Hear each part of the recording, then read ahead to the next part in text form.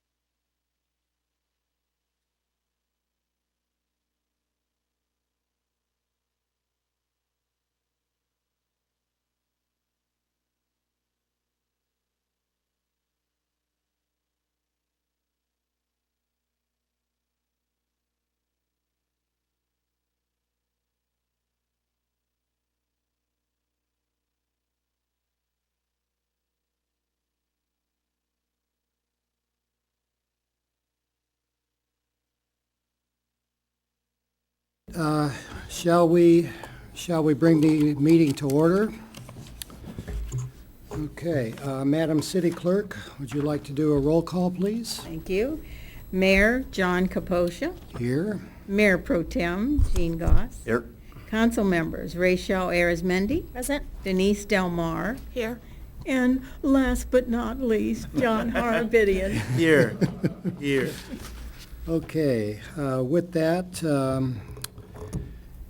do we have a motion to approve the agenda? So moved. Second. Okay, all in favor? Aye. Aye. None opposed? Carries unanimously. Okay, I'll open it for public comment for any items that are not on the agenda. Do we have anybody from the public that wishes to speak on any item at all? Okay, come on.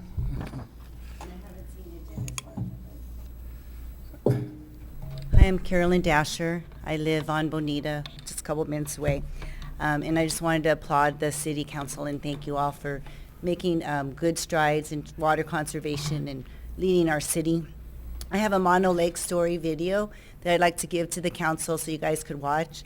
And I suggest maybe we have video showings of the movie for the city residents. If we can do something like that, we have movies for the kids because we really have to get the awareness for water conservation out there. I don't think people realize water comes from somewhere.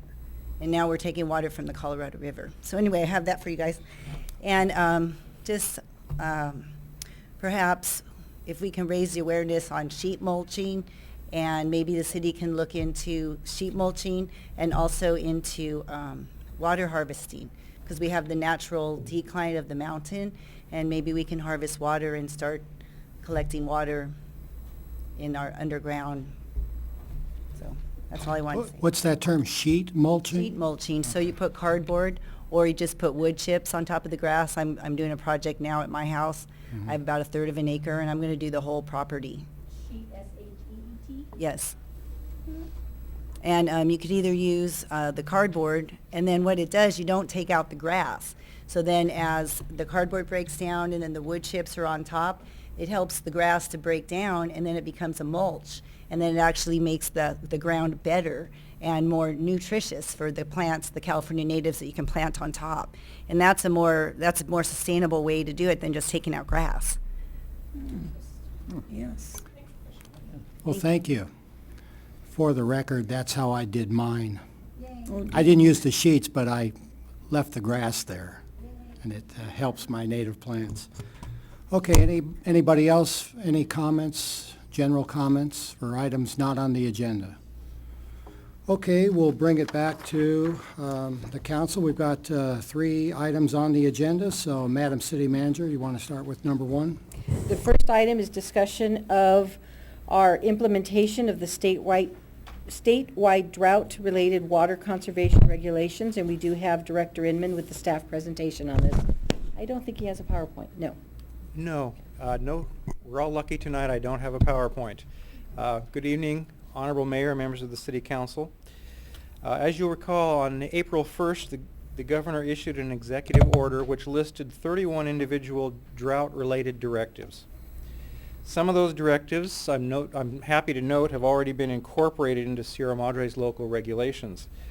Others, such as the required modification to water-efficient landscape ordinances, will still require city action. I've listed in the staff report several key directives among those 31, but I think the one that's going to affect Sierra Madre and our water customers the most is Directive number 2, which is a statewide 25% reduction in water use based on the amount of water used in 2013 is ordered. Higher per capita users are to conserve a greater proportion than lower per capita users. State Water Resources Control Board is meeting today. In fact, may be in session even as we speak. I've been monitoring the proceedings off and on all day, and they indicated they'd be going till probably 8 o'clock tonight, and we'll take the matter up again tomorrow. So as far as I know, these regulations have not been passed yet, but the 25% goal is described in the State Board's agenda packet as a requirement that larger, generally greater than 3,000 connections, urban water suppliers reduce their June 2015 to February 2016 total water production by a specified percentage, based on their reported July to September 2014 residential gallons per capita per day usage, measured against the same June to February months in 2013. What in the world does that mean? And more directly, what does that mean to Sierra Madre? True to state regulations, it's difficult to understand what they mean. But essentially, if I can translate that, as of April 26th, utilizing the state's proposed conservation guidelines, Sierra Madre's total conservation stood at 12.6%, as measured against February 2013. The city's assigned water conservation mandate under the proposed regulations is 32%.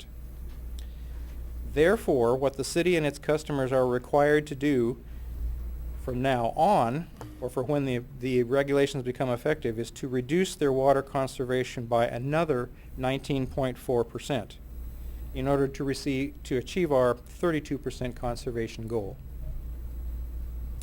Water suppliers that do not meet the mandated reductions may be subject to additional regulation by the state board or may be assessed fines of up to $10,000 a day for non-compliance.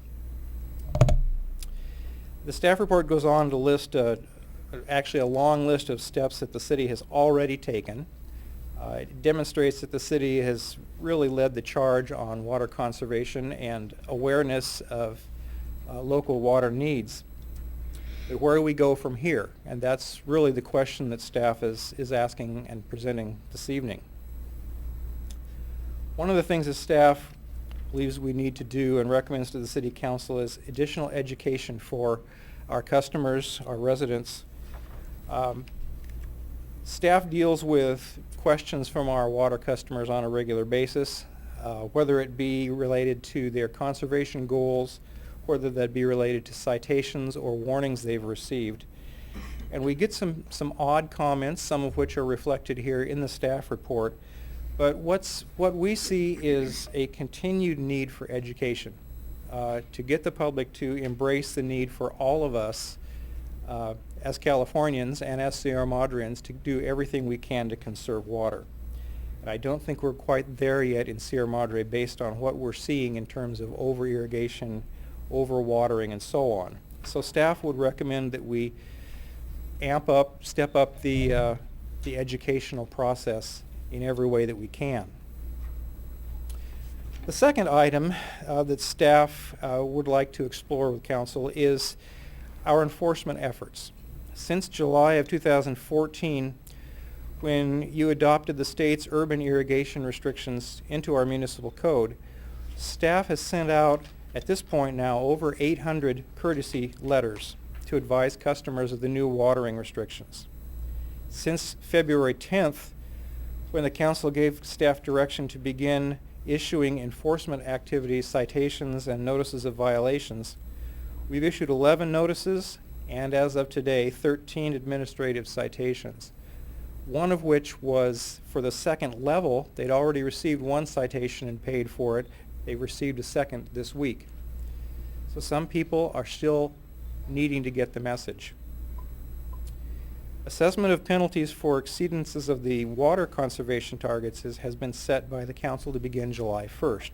So we've yet to see what that is going to do to our water consumption in the community. Like many other California cities, Sierra Madre does not have additional staff available to actively monitor water use on a daily basis. Our enforcement at this point, or to date, has been periodically monitored by city staff, and primarily through the efforts of the two deputy directors sitting behind me in the audience, myself, and our Public Works administrative assistants, sending out the courtesy letters, the notices, the citations, responding to complaints about said letters and violation notices, is taking roughly 4 man-hours a day. That cuts into productivity in other areas.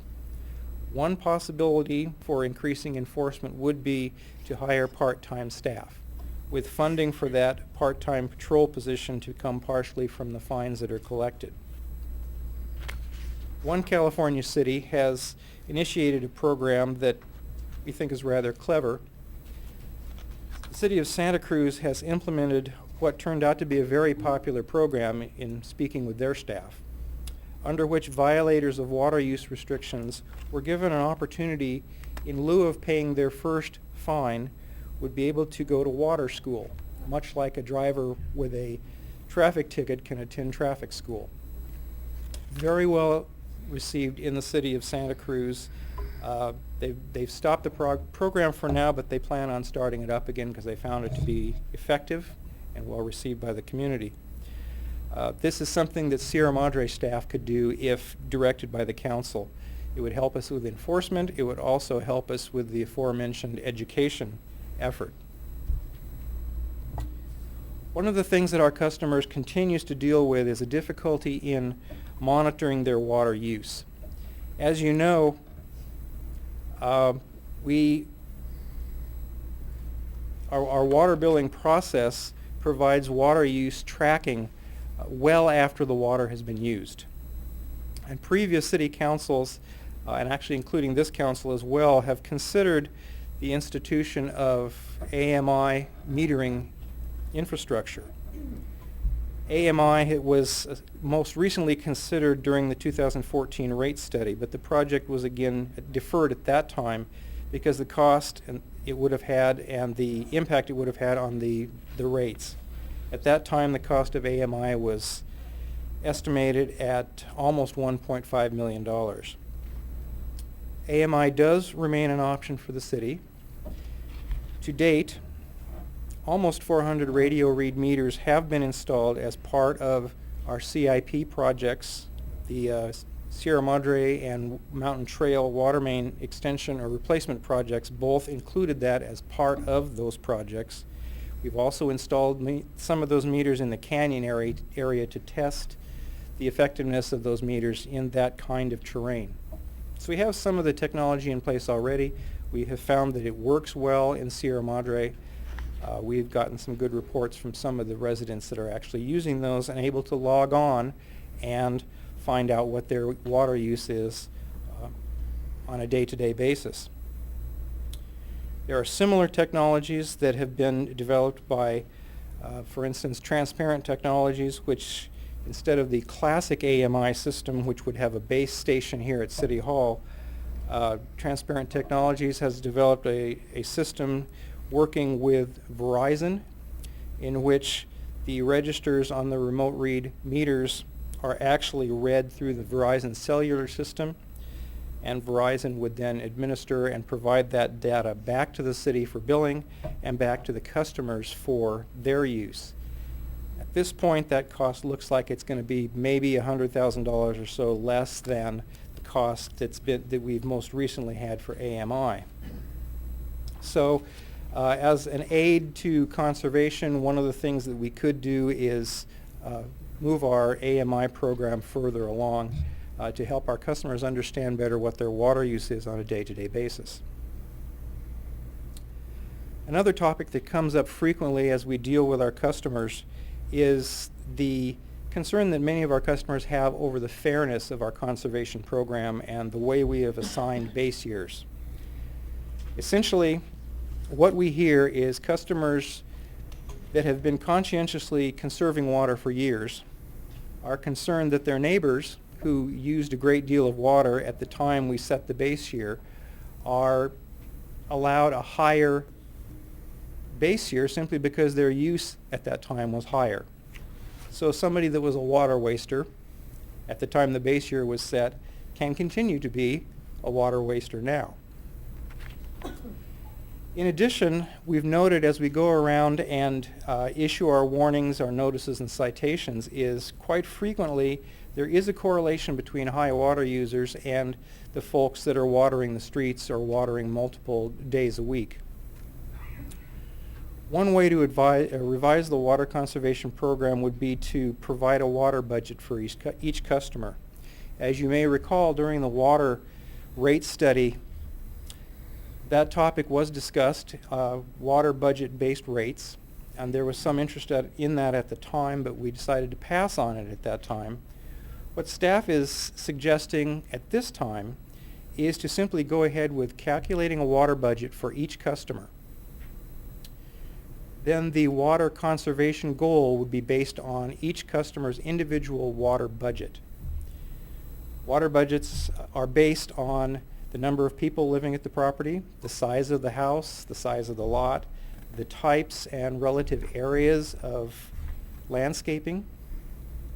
We have done some of these water budgets ourselves in response to water appeals from customers. Typically, what we find in calculating these budgets, although not always, but typically we find that the water budget is less than the customer's current use. So there could be some savings realized by using a water budget, even without applying a conservation factor to that, but it would be even more effective if we calculated the water budget and then applied the 30% reduction. Working with Raftellus, which is the firm that did our rate study, and a consultant that they used to develop water budgets, we've been advised that the cost to develop those water budgets for the city of Sierra Madre would range between $7,500 to $16,000. That would provide us a database by which we could set up a water budget for each of our customers and use that as a basis for our water conservation program.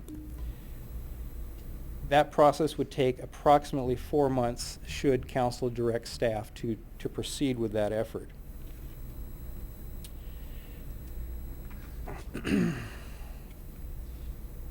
At this point, the city does not offer any rebate programs. Our rebate programs are funded entirely by the San Gabriel Valley Municipal Water District. As you know, we have essentially used up the funding for our turf rebate program. There's been a proposal to use any funds that are generated through our citation process for rebate programs, and that is something that staff can certainly do if directed by the council.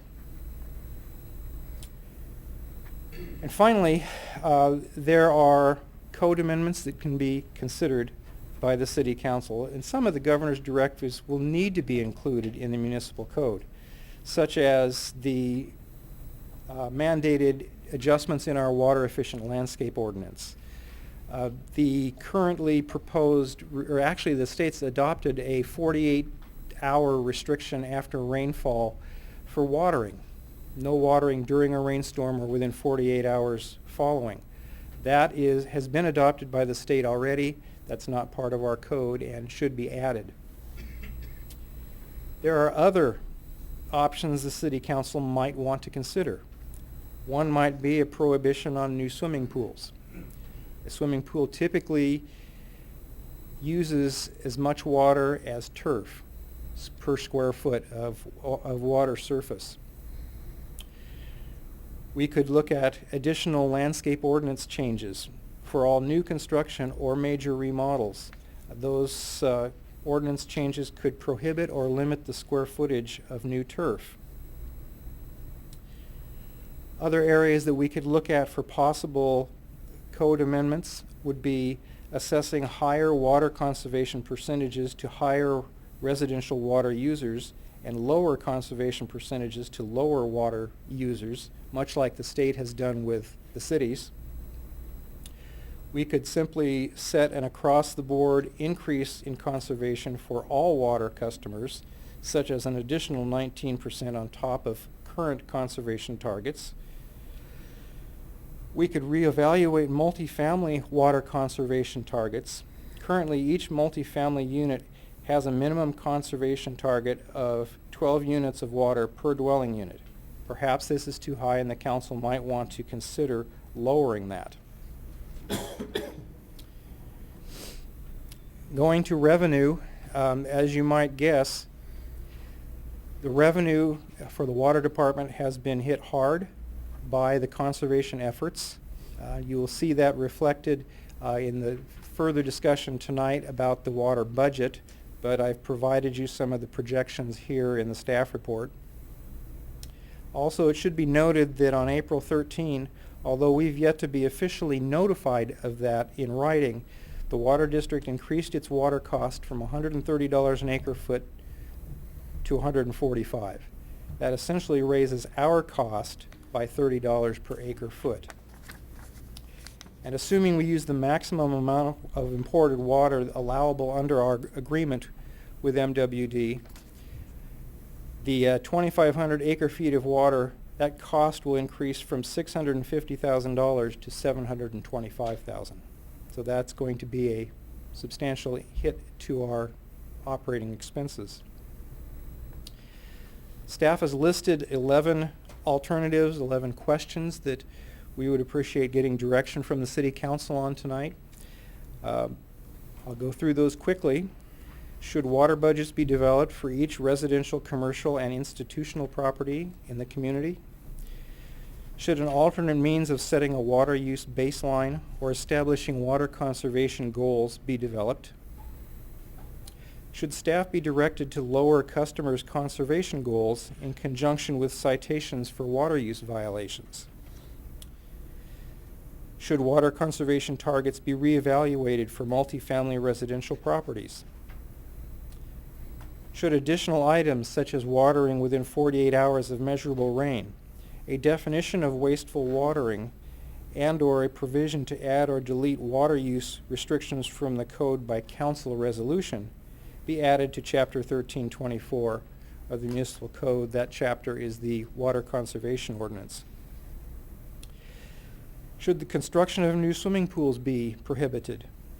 Should the installation of new turf be prohibited or restricted in area? Should staff develop complete proposals for implementation and funding of AMI or other radio read metering infrastructure?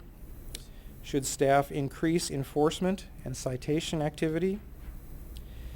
Should a water school program be developed for Sierra Madre? And finally, should a part-time water conservation staff position be created?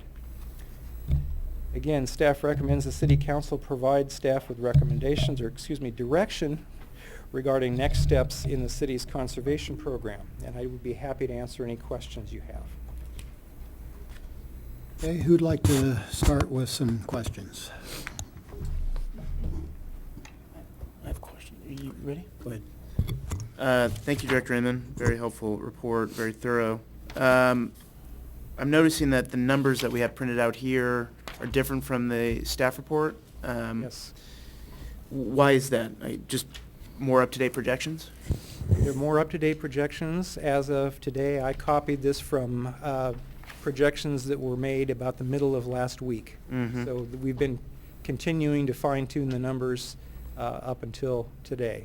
Mhm. So the numbers that you were presented with this evening are the current numbers. Great, The ones in the budget staff report we'll be doing later great. are the current ones. The current ones? Mhm. And I don't want to get too bogged down on the budget side of this. I think that we have other issues to worry about. But do we really think that from 2015 to 2016 to 2016, 2017, we're going to increase our revenue by $800,000? I mean, is that because of the baked-in increases that are going to go into effect? It's based upon the current rate study and the rate increases that are projected for the future, taking into account increased conservation. That's the best estimate we can do based upon our historical, what's happened in the past when the rates go up, what's the resulting conservation. It's our best estimate. Mhm. Yeah, because the rate study projections didn't have us going up much more than 150,000. So I guess my main question was, the conservation numbers don't look great for April. I think we have here 12.6%. Now, is that 12.6% the same number, the same method of measuring conservation as we get in terms of the report every month, or no? This is a different a different method of measurement than what we've been using. What I've been presenting on a monthly basis is the comparison of the current month to the same month the year before. This is an ongoing measurement starting with February of 2013. So based on where we started with February 2013 is where we're 12.6%. Got it, it's cumulative. Yeah, It's it's cumulative. cumulative. Okay, well, that makes sense. Can you explain then, just, I saw that we mentioned that if everyone in the city was meeting their 30% conservation mark, that we would meet the 32% mandate? That was a projection that we made based on the numbers that we had at the time, and that is entirely possible that we would meet that. So if everyone started conserving 30% today, how long do we think it would take to meet the 32% mandate? We basically have 10 months to meet this goal, and it will probably take us, I'm guessing, the whole 10 months, because we have some significant ground to make up. Great, thanks. Director Inman, I've got a lot of questions, but one, I guess the biggest one to start with, the water budgets. So we're talking about implementing them within 4 months. So how does this work? First, let's say we get them completely implemented with the targets applied to the water budgets. If we did nothing else, do we have a reasonable idea what we would save? It's very difficult to estimate because as I've done these water budgets, there's quite a tremendous variance. Some water customers are using just a little bit over what their water budgets would be. Some are using a great deal more. There's not really a defined amount that I could really base a projection off of. Okay, so at this point in time, we can't make a conservation decision based on water budgets. It has to be for other reasons. Yeah. And about the staff that you might need to, I guess, police this. Sure. How would they, where would they be located? What would their job be? How would they go about doing that job? Well, we have a staff member right now Mhm. that's got some special circumstances going on who's available to us to simply drive around the community every morning for a couple of hours each day, provide a list for us, provide photographs. They come to my administrative assistant, and she sends out the letters. That's not going to last forever. He's going to be back on his regular duties again, and we're going to need somebody to backfill that. Prior to him being in that position, it was Chris, Jose, and myself that were driving around, which was not the best use of our staff time. The person that we would hire would be doing the observation in the field. They would be writing the citations, doing that paperwork, responding to the telephone calls and written inquiries from the customers, and quite possibly also be involved in the water audit process that is ongoing, that we've had some customers participate in. That's it for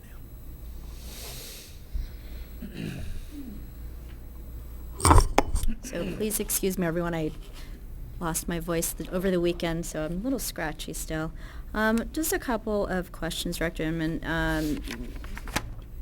When we're looking at this $10,000 per day for noncompliance, and it's the water supplier, probably a very basic question, but can you define who the water supplier is? Would that be the city of Sierra Madre? That would very well. That would be the city of Sierra Madre. Okay. I just wanted to make sure I was clear about that. I think there were folks that were thinking it was individuals that were going to be fined for that.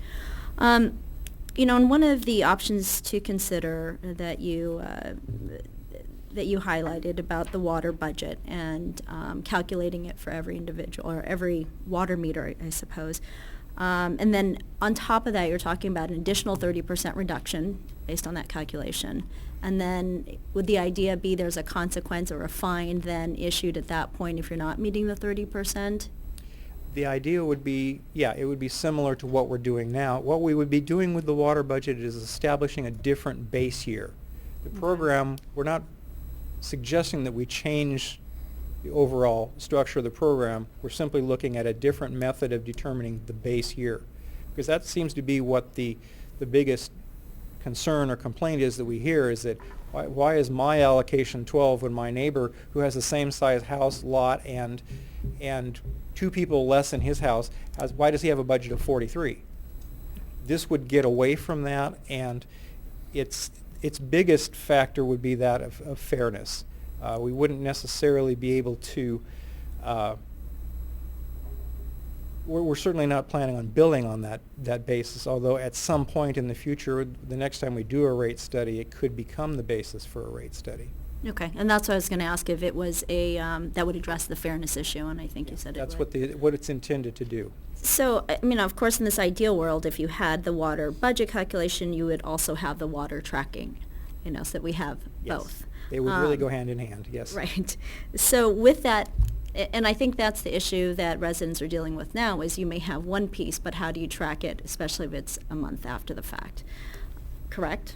Yes. Okay.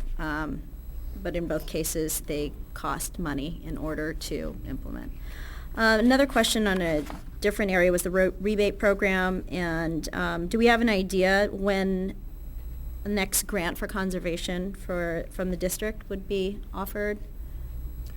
I don't have an indication at this point when that might be. I do know that Director Love is making a presentation to the council at your next meeting. Mhm. He may have some news at that point. Not to put him on the spot or anything, but he might have some news then. Okay. Is there funding set aside for that, or is that something that the district would set aside for them? I believe it's something that the district has discussed as an ongoing program. Okay. And then lastly, and I apologize, I know I'm skipping around, but with Verizon's transparent technology, and you did a really quick comparison on that, to bring in a third party, would there be additional costs if you have Verizon that is, I guess, essentially the third party? Are those costs built into this estimate? If I recall correctly, they are, but if I might have Jose Reynoso answer the question, because he's dealt with Verizon and this provider directly. He's the one that developed the information for us. Okay, thanks. Good evening, Mayor and Council. So Transparent Technologies has partnered with Verizon, and the cost per unit is a $300 cost per unit, and it has a 10 years worth of data transfers built into that $300. And is there a cut off the top for Verizon? Is it? No, what the manufacturer has done is the register has a cell phone chip built into it, and once a day during off-peak hours, typically around midnight, it transfers all the data, and it's just a data transfer.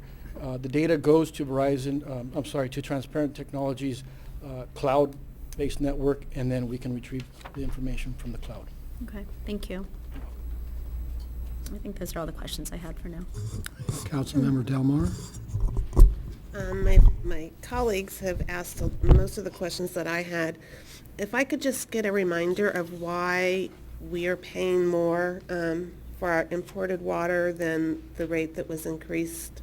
So we're paying $30 more, but they're increasing their rates only $15? Right. Or did I read that correctly? Yeah. Under the agreement between San Gabriel Valley Municipal Water District and MWD, by which we actually get the water, Okay. our district's rate of now $145 an acre foot is for untreated water. That's raw water from whichever source they're using. MWD's water is treated. There's an associated treatment cost, and there's an associated what's called a wheeling cost to pump the water through their line to us. The deal that our district has worked out with MWD is, rather than having us assess MWD's rates for that water, which are astronomical, we simply buy 1 acre a foot of water for Metropolitan from our district for each acre foot that we buy for ourselves. Okay. So it's a 2-for-1 kind of a deal, and that's why we're paying $15 times 2 for that increase. My next question has to do with money, and that is, you're saying we have 10 months to reach the goal Yeah. that we need to reach, and we don't know when that's going to start, right? I don't know for sure when that is going to start. That may come out of the discussions today. Mm-hmm. You're reaching for your microphone, so. Good evening, Honorable Mayor and council members. The State Board has set a rough start date of June 1st for the first month's compliance to begin being recorded, and then to be reported to the State Board on July 1st. That'd be the first month they'd have their check. And they're checking it both monthly and cumulative, with the hard final compliance deadline of February 2016. But as Director Inman noted, they are adopting it now-ish or tomorrow, so they could change their schedule from that. But that's the proposed schedule. And you answered my next question was, are they monitoring on a daily basis and we get a fine every day, or are they waiting till the very end? How are they going to know which days? I honestly don't know how that is going to work. I haven't seen what the mechanism is going to be. We do report to them monthly what our water production is, what our population is. We also have to report to them on a monthly basis what our enforcement activity is. So those are all, that's all information that goes to them that Jose sends to the state on a monthly basis. So that would be my only concern about having the water budgets done, the audits, because it's gonna take 4 months to do that. We're well into when we need to be complying. Thank you. Okay, a couple of questions, just to follow up on a question from Councilmember Harabedian. The projections for the finances, these are based on a 30%, these are based on meeting the state conservation targets. Is that correct? No. On the revenue side? I need to double check something. Right. Something unusual. I don't think they are. I think it's Right. current conservation. So, That's why I'm okay. based on today's 10%, or today's 30%, which not Yeah. everyone is meeting. Right, right. I don't think it's based on assuming everyone does do 30%. Okay. It's based on today's conservation So the rates. finances could look worse if we were successful in meeting the state If everyone got targets. to 30%. Yeah, okay. Mhm. Let's see. Okay, just the other comment that Councilmember Harabedian pointed out, that the statement in there that if everybody made their conservation, or if everybody conserved 30%, we would make the target. But does that statement take into account that we have a minimum floor of 12? And, you know, for someone who maybe was using 12 and has a target of 12, they don't need to conserve anything over and above what they already had. So, I mean, is that really a true statement that we could get to our target if everybody was to conserve 30%? I mean, is that even possible? I have no reason not to trust the source that I got that information from. I didn't do that myself, but it came from a source that I would consider to be dependable. Okay, now the problem I have with it, because it's just intuitively, it's just not making sense to me, because if we're only at 19%, and you came back and told us that 75% of our users are basically meeting their targets, I mean, is it that 25% is causing that huge disconnect between where we need to be and what we're actually doing? Intuitively, that's correct, but we haven't looked at it. We haven't We would need gone to look at into it. that We haven't looked at detail. it that detail. Okay, so what this is telling me, I think, you know, probably we need more analysis to really home in on where we're going to be, regardless if we're Right. using the allocation method, or if we do something to clamp down a little bit more and increase our enforcement. We're in a way kind of flying blind. We really don't know what it's going to take to get there. Now, I would just, well, I'll save that for a little bit later. Oh, just another question. I think the state plan, one of the comments from the state was that they were looking into rebate programs. Is that not true? A state-funded rebate program? Honorable Mayor and council members, they are looking into state-funded rebate programs, but the state board itself doesn't have any money available for funding said Yeah. programs, so they'd have to convince the legislature to come up with some money, or the governor to convince the legislature to come up with some money. Yeah. The state board can impose regulations and fines. Right. And then the question would then be, perhaps, if they go the fine route, what would those fines fund? At Yeah. present, if they imposed the $10,000 per day fines on a water supplier like a city or a Yeah. water agency, that money goes into a water enforcement fund at the state board level. Yeah. And it's not exactly clear what that money would pay for. Yeah. You know, just a comment, these fines seem very severe. I mean, up to $10,000 a day. I'm guessing that they're not going to really start off from the get-go, since they're only asking people to start counting on June 1st. I mean, we talk about how difficult it is to implement a plan right now, but remember, there are many cities, the real high-user ones, that, you know, kind of live over here, haven't really done anything to this point, and they're going to really have a tough time making it. So I hope they go after finding them before they find somebody like us who has a track record of trying to do something. Okay, let's see. Did you also say that our contract with Metropolitan, or the district's contract with Metropolitan, allows us 2,500 acre-feet per year? That is correct. We're limited to 2,500 acre-feet a year. Yeah. This year, we're on track. I'm projecting about I'm projecting 2,400 and change is what we're projected to use this Okay. year. But historically, we've used 27 up to 27, over 28, yeah. 3,000? Mhm. Okay, so this is interesting, and I think when we get to the next item on the agenda, when we talk about the Raymond Basin a little bit more, I think it's going to become clear just how critical our situation is. And really, at this point, it's like we have to ensure that our consumption stays below 2,500, or we are really in big trouble. So, Yes, and to go back to your prior question regarding the rebate program, that is actually specified as the number 3 item in that list of Yeah. 31. Mhm. The Department of Water Resource has been charged with coming up with that program, and it specifically says that the department shall provide funding to allow for lawn replacement programs in underserved communities. oh, So I think that's That's going not to rule good. us out. yeah, okay. Okay, great, thank you very much. Are there any other questions? I do, Mr. Mayor. I have one follow-up question, actually, to a question that you answered or asked, and I think I just want to take a step back and ask a very basic question, because I don't think I'm still understanding the 32% conservation goal. How exactly is that being calculated? Because the way that you explained our 12.6% was that was a cumulative number. But what I don't understand is that if they're going to start enforcing a conservation number as of June 1st, I would think that wouldn't be a cumulative number. It would be, hey, are you conserving 32% as of June 1st? As of today, is your per capita gallon use down 32% over June to February 2013? Is that correct? I just want to know, on a basic level, what does 32% mean?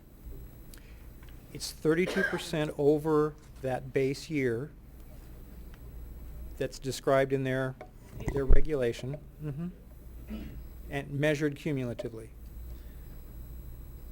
I guess I just don't understand. It would be impossible to comply. If it's cumulative, then it's virtually impossible to comply. So that, I guess, why would it be cumulative? I mean, I think my point is, like, in a hypothetical, cumulative means you would have had to have, over this last 3-year period, been conserving X amount of gallons per day per user in order to meet that 30% goal, right?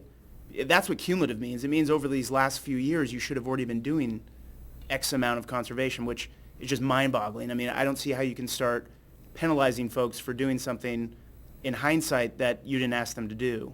Well, okay, we do not get credit for the conservation that we started enacting prior to February. February of 2013. That's all well and good, and that's one of the questions that's actually been specifically asked of the state. Hey, what about those of us that were conserving beforehand? And the answer there was, so sorry, it doesn't count.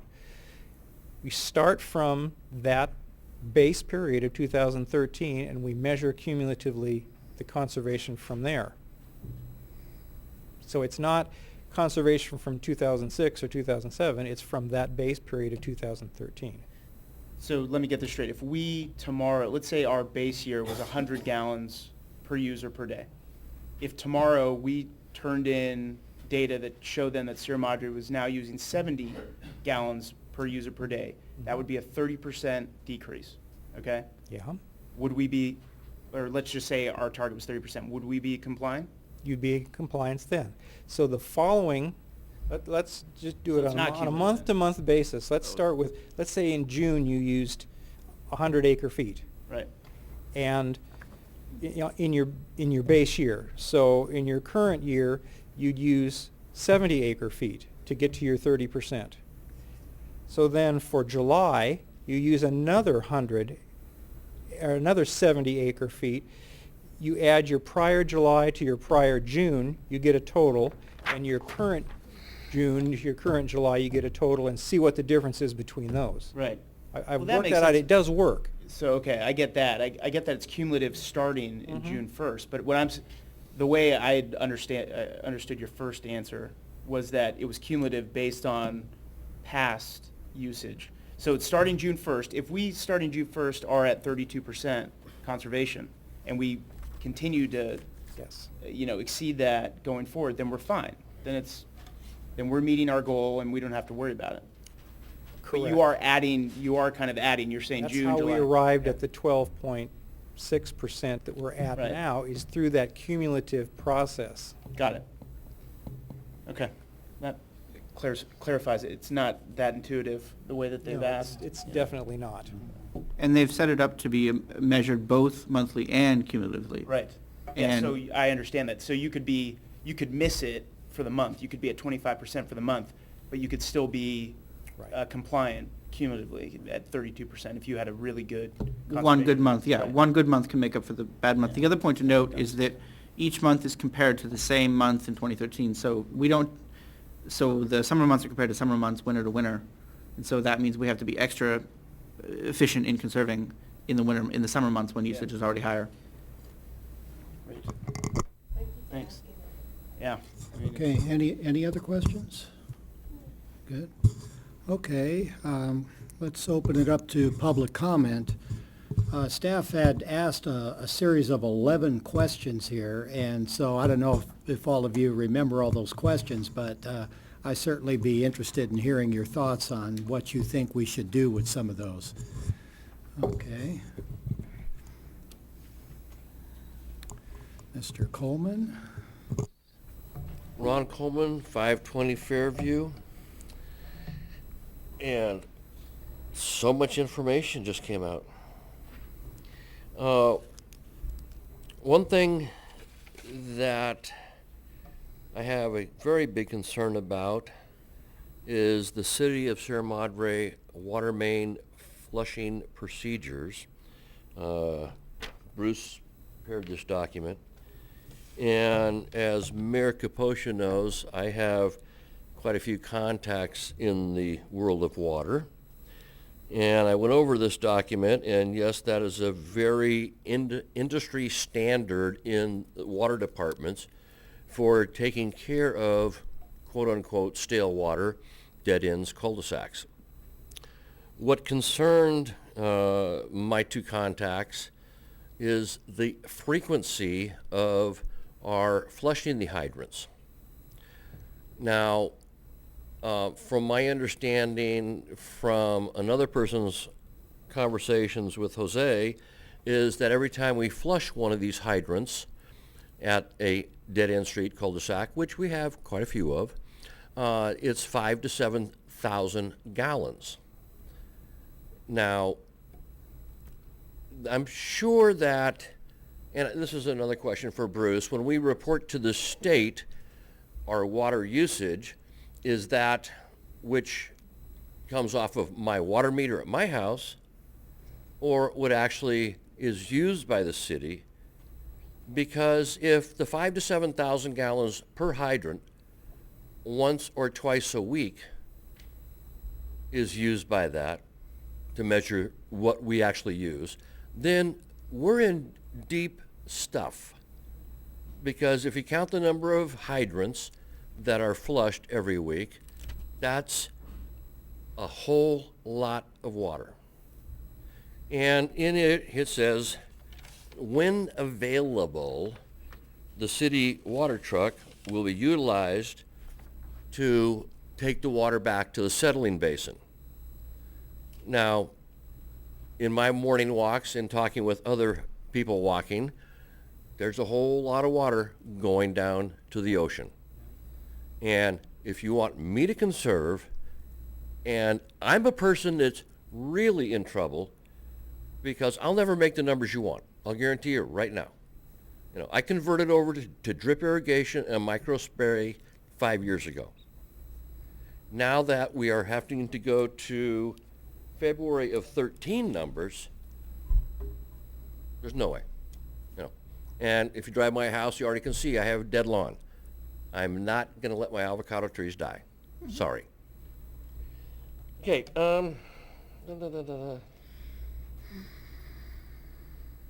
We already talked about there's not any more money coming from turf removal yet, even though the governor wants to us to rip out our lawns, doesn't want to pay for it. Bruce mentioned going to a different model of trying to figure out our water budget. We talked about this when I was here last time. It's called the Irvine model. John's very familiar with it. Excuse me, Mayor Kaposha is very familiar with it. It's a very fair model. It takes the square footage of your property. Then it takes into account all of the hardscape that subtracts from your irrigation area.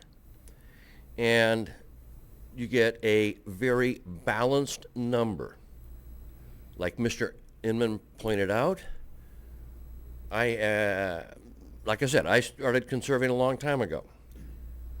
My neighbors have 3 times as much of budget that I do. They have nice lawns because they can meet their numbers. The other question I have is, in my last water bill, if I read the bottom of it, it says that my budget number is a 30% savings factor. That goes back to the 2012 date when we started ours. And now that doesn't matter anymore because we're going to 2013. Give me 1 second. Oh, we had the discussion and Jose talked about the new meters where you would have instant tracking through Verizon. As a retired old phone guy, those meters are in a little cement box in the curb, and the number of dead spots for any cell phone service, you pick one, I can find you a dead spot. Really needs to be looked at before you invest in this technology. You know, AT&T has lots of dead spots. Verizon has dead spots. Pick your cellular company. There's dead spots in town. If you're going to spend money on getting instant tracking, do your research. The other way is explain to the customers it's not rocket science.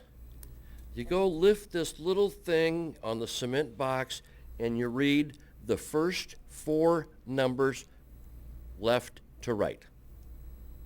Past that, that gets added up over the months in rounding.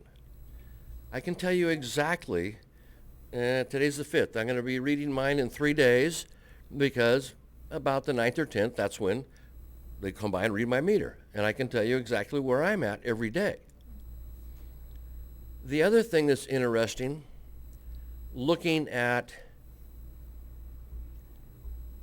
how how summer comes at a different time throughout the city. If we're going to be really enforcing the numbers, then y'all better figure out how to read all the meters in the same month. Oh, I can hear it now. We don't have the staff. Okay? But then the people on the east side of Baldwin, it's funny. Summer comes there a month later. You know, how fair are you going to be? You're going to penalize people? But if you're not going to have the same rule book, if you're east or west of Baldwin, sorry, it's going to be very tough to penalize. Now, I'm on the early side of summer, but I have a lot of friends that complain about being on a month later in summer. Okay, well, Bruce gave you a list of things that he would like you to work on, and I would go back and like to add to that, why are we flushing the hydrants so often? Hey, Mr. Coleman, will you be wrapping up quickly, I hope? Oh. I mean, seriously, I mean, Okay, yep. you're running a little Well, long. somebody gave me a lot of ideas tonight. You know what? That's it. Thank you very much. Thank you for your comments. At the end, can we answer some of the questions? I mean, I think we answer the question about the hydrant flushing almost every time we do a presentation, but we'll answer it again. And, I think we need to keep putting that out to the public anyway. Is there anybody else that would like to comment? Please.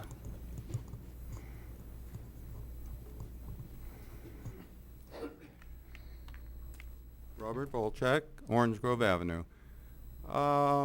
There was some talk earlier about using our two water gentlemen back here to check on things. Why can't we have some volunteers do that?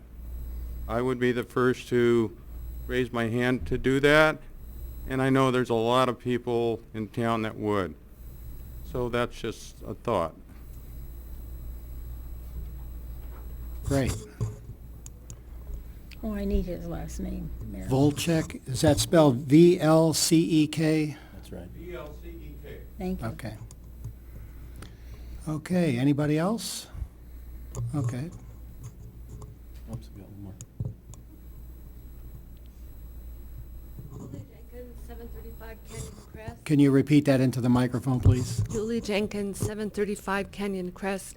I don't know if this is the right time to bring this up, but in the rules for how to water, I don't think that you've considered people who don't have gardeners and work, because most cities that have a 2-day water rotation give you 1 weekday and 1 weekend day.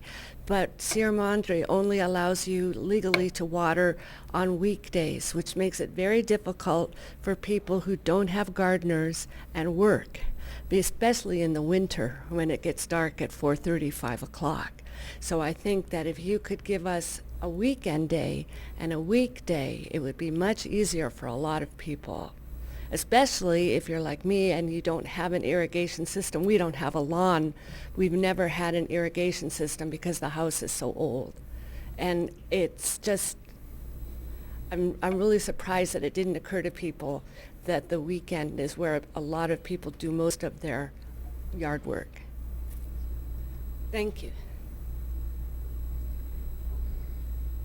Okay, anybody else care to comment? Okay, I'll close public comment and bring it back to the council for discussion.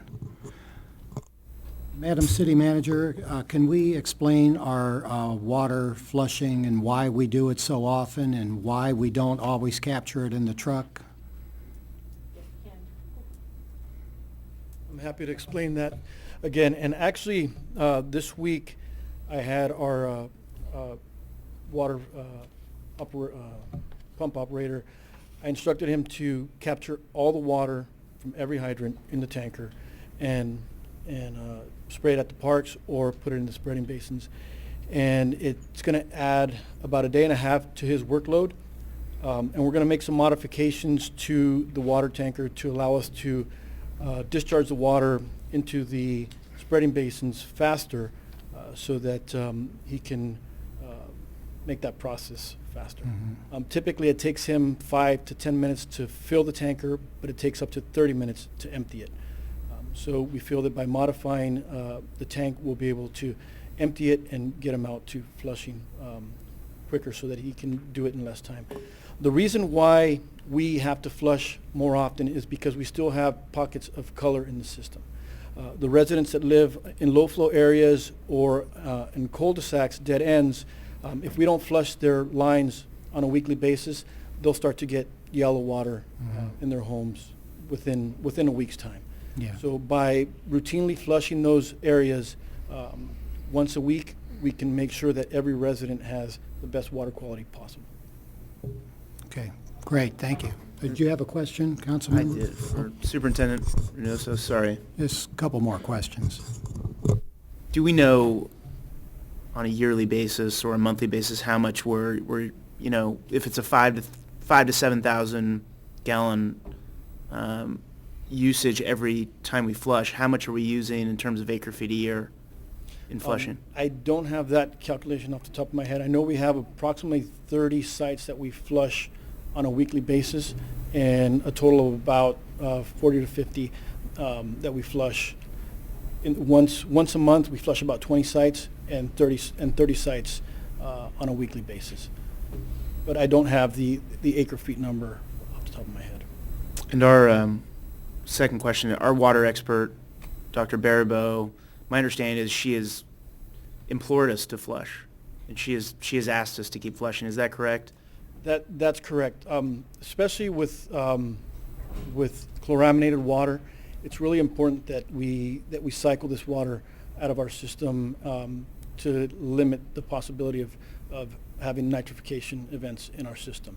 So that's another reason why we flush more often now that we have chloraminated water as opposed to when we were on a free chlorine system. When we were on free chlorine, we had a monthly flushing program where we flushed our dead ends, and basically what we called burping the system. We would go to the dead ends and open the hydrants for a few minutes, see the good chlorine residual, see the clear water, and go on to the next site. So it was a lot faster process, and with the free chlorine we didn't have to do it as often. Mm-hmm. But there are other consequences now that we're on chloraminated water that make it necessary to flush more often. Thank you. Follow up to that, also one of Mr. Coleman's comments about the east-west issue. What would it cost us to do it all at once? Right now it takes, the second Tuesday of the month, we call it, all hands on deck. Every one of the guys in the office has a handheld and is out reading, and the goal is to try to read, half of the city in a day. To read the entire system, we would have to, with our current staff, we would have to automate the system either with the touch read to get the reads done faster, or through an AMR or an AMI system. Right now, that's really the only way that we can, with the staff that we have, to get all the meters read. We don't have we don't have enough handhelds to put more people on the ground to read the meters right now.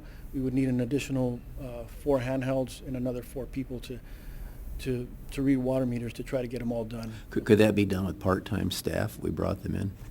Or- The problem with having a part-time staff is that we would be bringing them in once a month to read water meters. And if they're doing that type of entry and we're reading almost 4,000 meters and they're not doing it, they're only doing it once a month, and the possibility for input errors, is going to increase. It's better to have full-time staff that's in the water industry that understands what they're doing to limit those type of. So how many would you need in addition to what you have now to get that done? Like I said, right now we have 4 people on the ground on the second Tuesday of the month reading water meters, and we can read just about every meter. There's a couple of meters that we have to go back the next day to finish up on the route. So we would probably need an additional 4 staff members on that Tuesday to try to get all the routes done with direct read. Again, if we went to automated to a touch read, we could probably get it done with less staff. If we went to an automated system where it's either an AMR where we drive by the system and collect the reads, or an AMI where it's off a fixed network, then the reads would go automatically to City Hall and we could read it every day if we needed to. Okay, thanks. I was just going to follow up on that. Has anybody thought about doing like the east on the second Tuesday of the month and the west on the third Tuesday of the month, so you only have a week difference instead of a whole month? That's a question. I'm not. Getting Then it wouldn't be so much an impact on the water department staff. We only have one person doing the bills. We would need to we would need a second billing person The to other- process that number of bills. But if you have The impact on the department would be, though, if we had a leak or if we had any other type of event in the water department, everybody all staff is tied up reading water meters. So it would delay us getting to those types of emergencies. And if we had an emergency, then it would delay the meter reading by a day or 2. I just had I think another question was posed, Superintendent Reynoso, about the cost of the flushing. So I apologize, I'm going back to the flushing as to who's paying for that. Maybe if you can address that also? Just the water itself. The water itself is, it's part of the monthly production number, and it's tabulated as monthly production. And what, oh, go ahead. I think the It's included in question the- was, is that part of, so that's part of the city's water, and the city has to comply with the 32% reduction as well. Right. Thank you for clarifying that. Thank you for clarifying it for those that are watching and in the audience. Mr. Mayor, you know, maybe I'm missing something completely obvious, and maybe Mr. Coleman can help explain. I'm not really understanding the inherent unfairness of having having half of the city read on one month and half on the other. To be very clear, no, please, Mr. Coleman, come to the mic, because I'm going to ask you to answer this.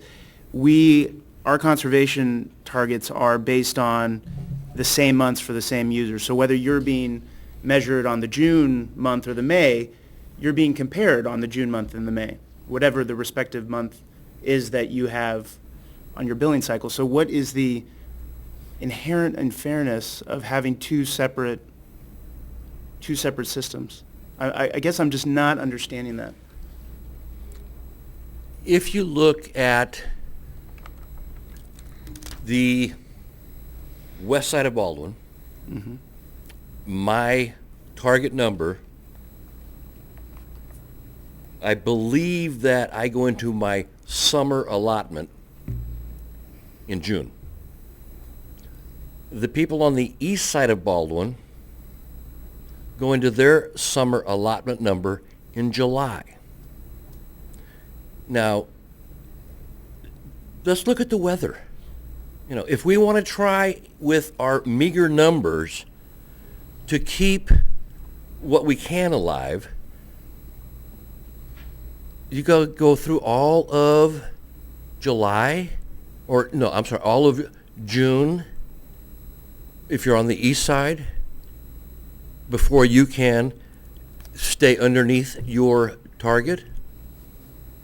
Because there's a disparity from one side of the city to the other in if you're going to be able to make your target. And, you know, a lot of us work hard at this. Mm-hmm. But and, you know, I'm sorry you asked me up here again, because now I hear that it takes all hands on deck the second Tuesday of the month to read the meters in one half the city. It's not too tough to have all hands on deck the second Wednesday. You know, come on. Every time we come here, every time we have a concern, we don't have the manpower. You know, it's ridiculous. Right. You want all of us to conserve to make it so we don't have to pay our $10,000 a day, but we don't have the manpower to make it equal across town? Well, I guess, Okay, and let me well, just, Yeah, thanks for the comments. Thanks. But, I mean, there's other things that's not the only solution. So point well taken. We understand your concern. The other part of Yeah. that is that summer ends earlier for right, some I was than going to others. say, I you just know. want, but So- here's the thing. Yeah. Just to close the loop on this, whether it starts on June or July, whether you're a user on the east or the west, that June is still going to be included in your winter months, and that September is still going to be included in the other users in their summer months. So it's not like those months are going away, and it's not like folks are getting a free month, I totally right? understand So- that. And so I guess I'm just going to push back and just say, I'm not quite sure what it really, Yeah. how it serves the city to have a single day where you read meters, you know, and Fairness, I just don't. but, you know, Okay, it's I'd something like to ask staff to take a look at that, and Ron, I really appreciate you bringing it up, but I don't really think this is a time to have a debate over Okay. it with the public on it. But, you know, okay? it's plain and simple. It's fairness across the Understand. city. We do understand, Yeah. we're striving for fairness. And, yeah, So I can believe- thank you, Mr. Coleman. No, I want to answer Mr. Harabreen's. Yeah. I don't believe that the winter starts on either side as early as September, as you stated. I believe it's later in. October, maybe. Yeah. Yeah. And so it's October, November. Right. And because if if winter started in September, then we'd all be dead without any water. Just another question on the summer allocation problem that Mr. Coleman brings up. I mean, can't that be fixed with the allocation method that Director Inman's describing? I mean, when we set allocation targets per each individual's property, I mean, can't... They that- would still, It's something, it's a good question. We'd have to look at it. It would all depend on whether or not, with the water budget, we just gave everybody, there's just one target all year long. Well, can I ask versus Mr. a Inman? summer target and a winter target. Yeah. So it Well, would depend on how we set it up, and the let me council ask- would have the discretion over that. Let me ask, Mr. Now, part of the model is based on that what is it? Envirotranspiration or evapotranspiration. And that, when you're looking at people's, their, their appeal, what factor are you using for that evapotranspiration? The ETO or evapotranspiration numbers that I use are actually spelled out in our water efficient landscape ordinance. They're written right into our code, and we've got 12 monthly ETO factors. So that would solve the problem. Well, no, Well- what I have to do, because of, I can't do 12 variations, I can't set 12 different goals for every customer. So what I do is I average the summer months and I average the winter ups and come up with 2. So they still get a summer and a winter goal using the water budgeting. Okay. I'm going to just hold that Just to add thought. that our water system would not allow us to be changing water targets every month. It would take more System- people The system again. doesn't handle that. The You'd have- system isn't made to do that. But you could, but you'd have to enter It would be a lot of manual entry. Every time we change targets, it's a manual entry. Yes, okay. It would be difficult, I think, for the customer as well to keep track of a target that changes every month. Yeah, okay. All right, thank you. Not to take anything away from our customers, but I think that would be tough. Yeah. Okay, so bringing it back to the council again, how do you guys want to proceed? Do you want to just work through each of these questions that we have here and talk about how we might give staff some direction on what to do? Yeah. Yeah, that makes sense. All right, number 1, should water budgets be developed for each residential, commercial, and institutional property in Sierra Madre? Yes, I think so. I mean, I think it's the future. And, the other cities and jurisdictions that have adopted it, I think, are ahead of the curve. And I think that we took a step towards that in the last water rate study, and we almost went the whole way. And I think we might have went the whole way if it, was on our radar earlier. So I think that, I think this is something we should do. The cost to do it seems actually pretty minimal compared to, I think, the benefits. I really do think that water budgets are the most fair way of allocating the water, so I'd be in favor of it. I second that. I want to just say that if we're going to ratchet down people's water beyond where we're at, and it looks like we're going to do that, the best way we can do that is if we have credibility, and I think we're lacking some credibility on the fairness issue, frankly, right now, and so I think it's very important that we take this step and make sure everyone understands why we're doing it. It may, as Director Inman did testify tonight, it's probably not, we don't know, but it's probably not going to save us a lot of water, but it certainly will get us all more on an equal footing, and I think that that's really what the public expects from us, so I do support this.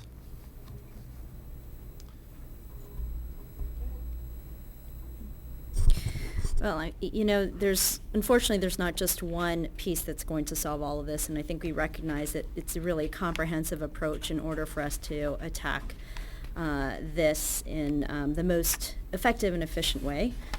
Just one commentary, very frustrating, especially coming from the nonprofit, federal-funded government world, to get these mandates that are unfunded, and for us to find ways to address it. But again, that's my commentary. I think, one of the biggest issues that we've heard from folks coming in to speak at public comment really is about the fairness issue. Again, I think this is one step towards that. There is a cost that's involved, but when we're considering what the fines could be at a later point, obviously it makes sense for me also. And as I posed the question earlier, I mean, we really need to be able to track our water usage once we have a budget in a way that makes sense to residents and users. But, again, we're not going to be able to fix, I think, all the pieces with this, considering some of the financial constraints, but on this piece, yes, I am in favor for it also.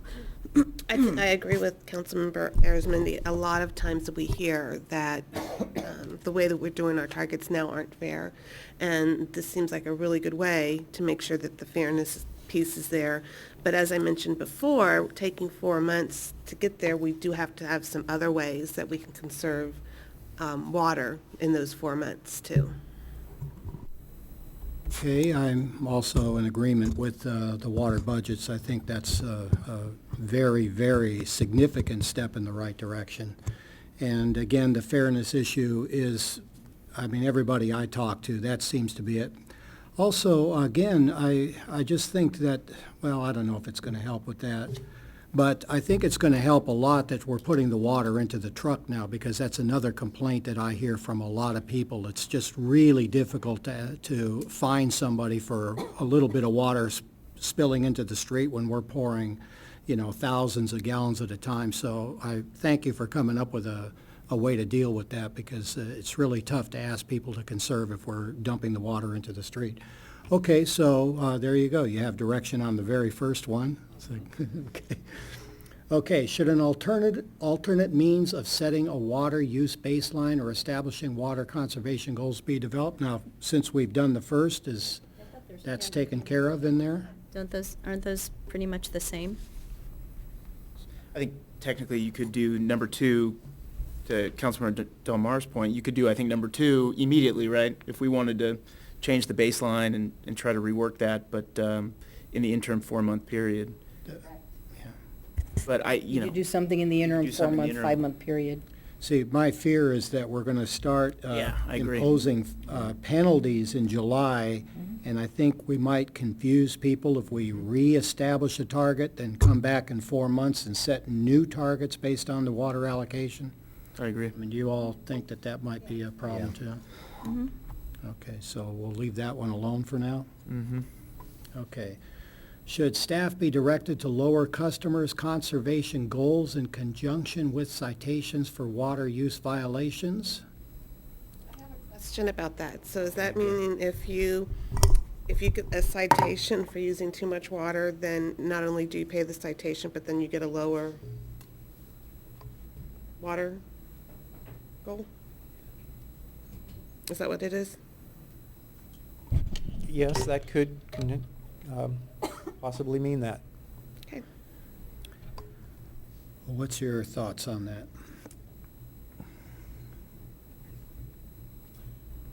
My thoughts on that are, you know, for those that are absolutely abusing the system, taking advantage, to me that sounds fair, you know. It does. But for those that are just going over a little bit, to have it reduced enough, that they're just going to continually be getting citations. So if somehow we can get the big abusers, I could go for that. So how do we draw the line? I don't know. You're the mayor, you decide. Any ideas? Any ideas? One suggestion, you might consider imposing a lower standard on the second or the third fine, but not on the first fine. Thinking of the graduated 3-step fine system.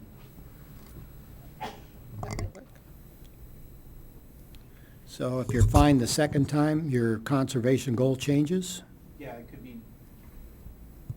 You could do it if you're fined a second time, cut the conservation goal by 2%, 5%, set a metric, and then a further cut at 10% at The third fine. the third fine. Or you could wait and have it not cut until the third fine.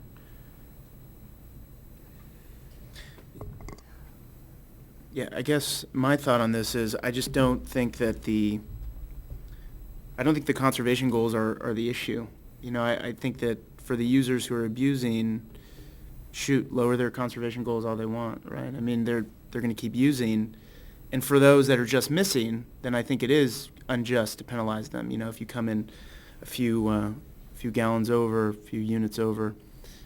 So to me, I'm not really inclined to do this because I don't really think it gets at what we want to do, which is, I think the penalties will be important once they kick in, because I think the abusers of water use will, I think, respond to the financial hurt. I think that the conservation goal, you know, by lowering it, you would just increase their their financial penalty, but, again, I'm just not sure if going through the trouble of changing conservation goals for each water use violator really will do much to curb that abuse rather than just the fines themselves. So, I think it's an interesting idea. I wouldn't jump to do this. I think we should wait to see how the fines themselves work when they kick in.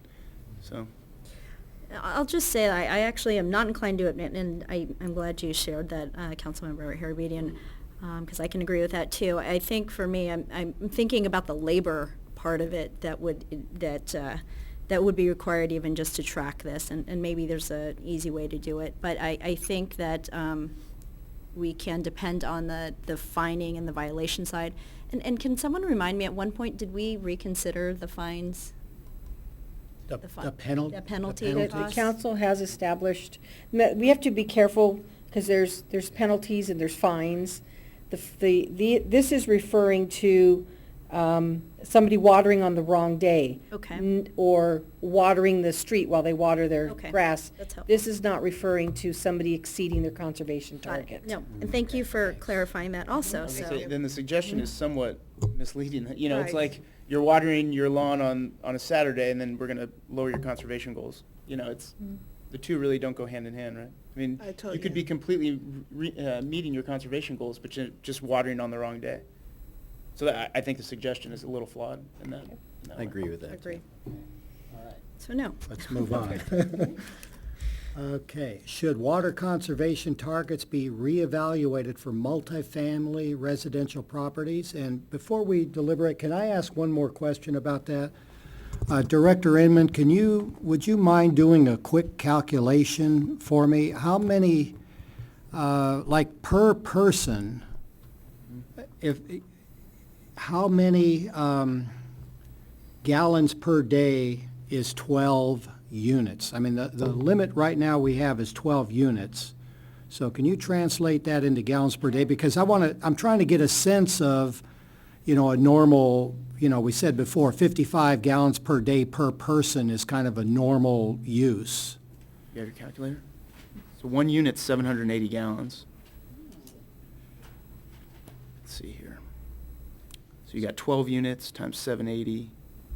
748. 748. 748. Mr. Coleman, for the record, gallons per 748. unit. 48. 748 times 12, so you have roughly 9,000 gallons for the month, Okay. right? So how many acre feet is that? And an acre. Or foot- how many, oh, wait a minute, how Sorry. many, It says how many people? You So said if- 9,000 So you have gallons. 9,000 for the unit, for the well, house. let me ask the question a different way. Right now, it's 12 units for, 12 units of water for 2 months for one dwelling unit, and the average number of apartment dwellers in a apartment dwelling unit is how many? We don't know, but our Roughly. average across the whole city is 2.3. It's less in an apartment than it is a single-family Probably, house. but we don't know. Okay, I know Irvine makes those kinds of assumptions for multifamily. So let's just assume there were two. So it'd be. So how it'd be many gallons 75 per day does that work out to? 75 gallons per day. 70, see, so 12 is high then. So if you're serious about conserving and you're allowing somebody in an apartment to have 75 units a day, then we're asking other people to, cut back drastically, but they've got 75 gallons a day, that's too much. Is this in apartments where the landlord pays the water bill? It's all multifamily regardless of who pays the bill. It's just for multifamily units. It really isn't, there isn't a differentiation based on who pays the bills. Okay. It's just the number of units in a multifamily housing and how much water. It's important when it comes to, our current ordinance allows us for multifamily units, we take 12 units of water times the number of units. That total is how much water they get to use before they have to conserve or pay penalties, or that's the minimum, that's their bottom threshold, which tends to be on the high end as we just went through the math. So, does everybody agree that 12 is too high? Yes. Yes. Can we ask staff to just go back and do a little more research and make a recommendation? Clarify, so that's the meter reading, the per meter? I mean, because you're not, so, We know- like in the apartment buildings, not everybody has a water meter. Correct. So it's to the water meter that that particular billing for that water meter is what you're judging the calculation on. I'm not Multiplied by the 100% of your, Right, so it's the water meter, the total of the water meter that you're looking at. right, Okay. right. Mm-hmm. So you would have to set a target for each individual meter, depending on how many dwelling units are attached to that meter. Correct, exactly. Yeah. It's the way we do it now. Okay. Mhm. Cool. Okay, next one. Should additional items such as watering within 48 hours of measurable rain, a definition of wasteful watering, and/or a provision to add or delete water use restrictions from the code by council resolution be added to Chapter 13.24 of the municipal code? Yes. And we definitely need to do the ones that are mandated by state. Okay, but is there any others? I mean, there were some suggestions here that we could also restrict construction of new pools. We could restrict how much turf you might place in a new property. Right now, are there any restrictions at all, Madam City Manager? Currently, there are no restrictions. With one caveat. Yeah. The state board's regulations will impose a requirement, assuming they adopt the regulations as we expect, that any new construction only be irrigated with irrigation systems as approved by the California Building Standards Commission, which hasn't acted yet, but is expected to approve a requirement that it only be drip irrigation or micro spray. So they're, Still not allowing turf. okay, but they're going to do that we'll hear about that in the next day or two. Yeah, that's what Okay, we're expecting. but they are also updating the state building standards and stuff for, What the State Water Board will be doing is adopting a requirement to comply with the State Building Standards Commission's regulations. They themselves will then impose what we right, expect to but be. that'll come later. That's probably not going to be until June. It's not Right. exactly clear.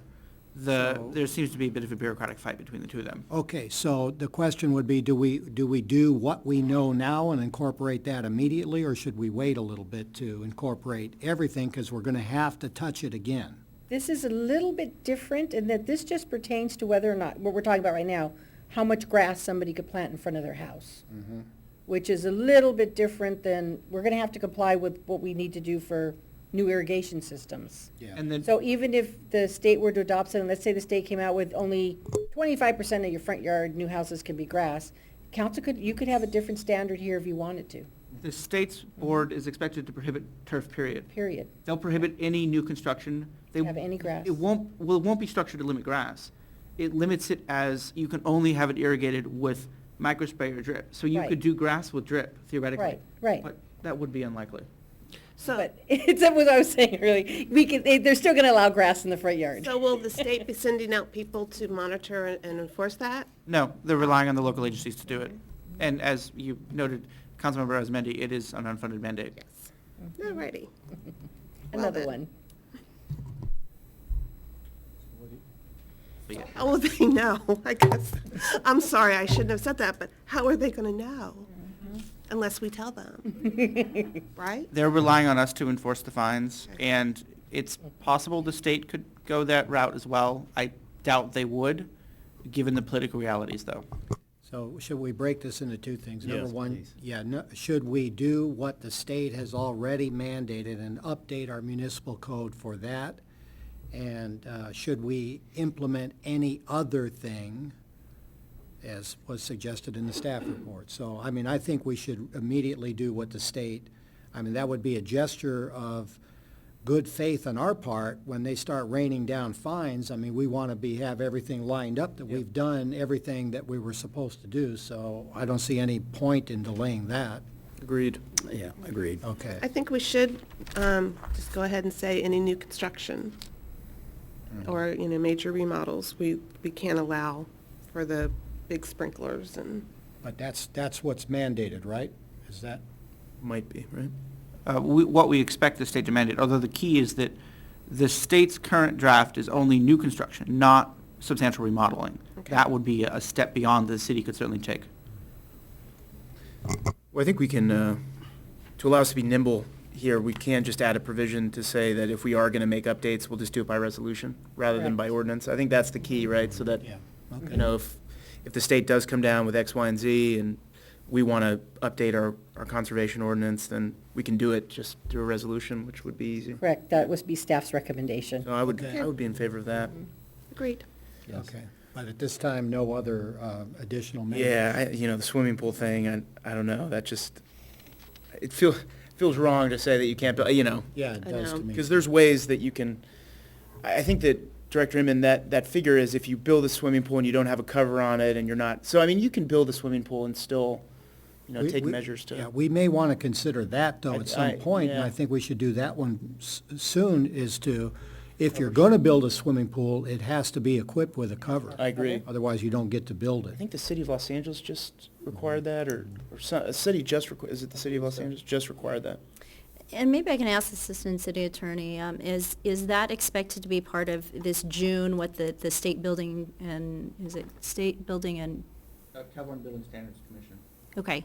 Are we expecting directives this specific in that with the swimming pools, et cetera, or no? We're expecting pretty specific directives. I'm not sure if they're looking at banning swimming pools yet. To my knowledge, that's not on their radar, but, or at least in their, I'm sure it's on the radar, but not on their current to-do list. But we will expect them to be fairly specific. Okay.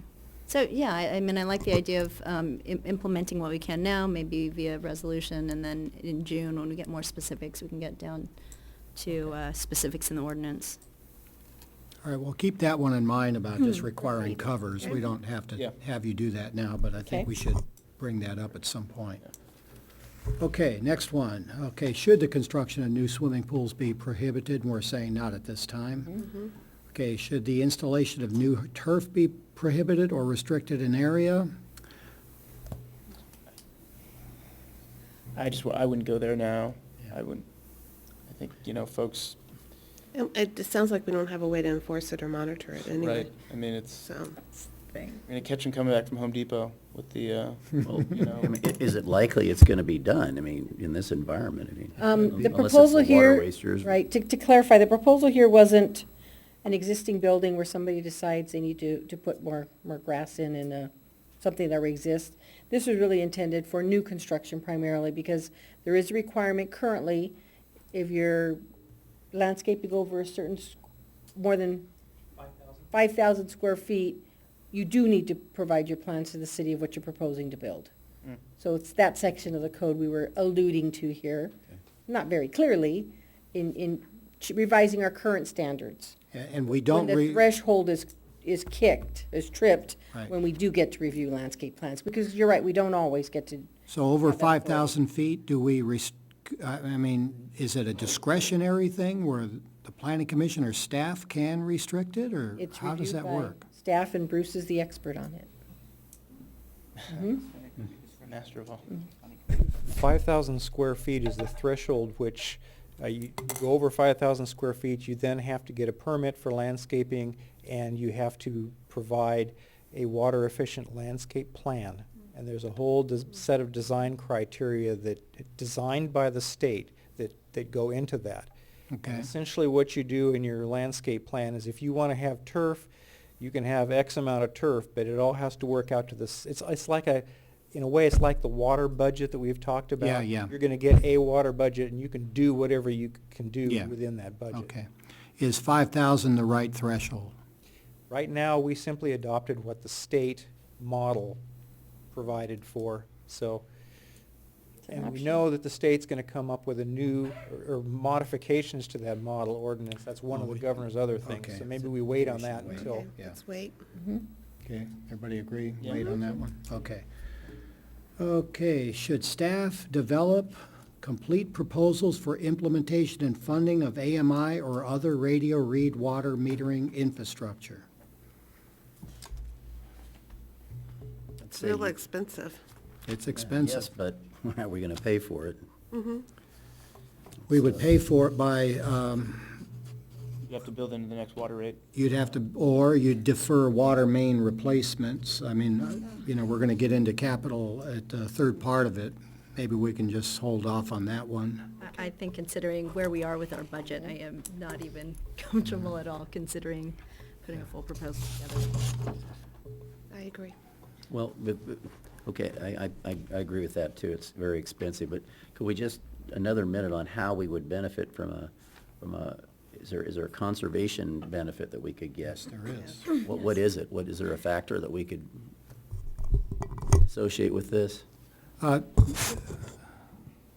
Jose, would you mind coming up and just talking a little bit more about, even using the Verizon system, how that might benefit residents? Doesn't AT&T have a system that we could use? So the conservation benefit to the resident would be that they would be able to set a target. For example, they would take their conservation goal and they can input that into the system. And if they're reaching their conservation goal, they can get an email or a text that lets them know they're approaching their conservation target so that they can make adjustments. If there's a leak on the property, because the meter's read every day, if there's a leak on the property, the customer could receive a text or an email to alert them that there's a leak on their property. So the customer can monitor their use and make sure that there's no leaks on the property. Typically, every property should have a period of at least an hour in a 24-hour period where the meter shows zero consumption. So if a meter shows consumption 24/7, the customer would be alerted right when it happens, as opposed to waiting 30 days after the meter's been read.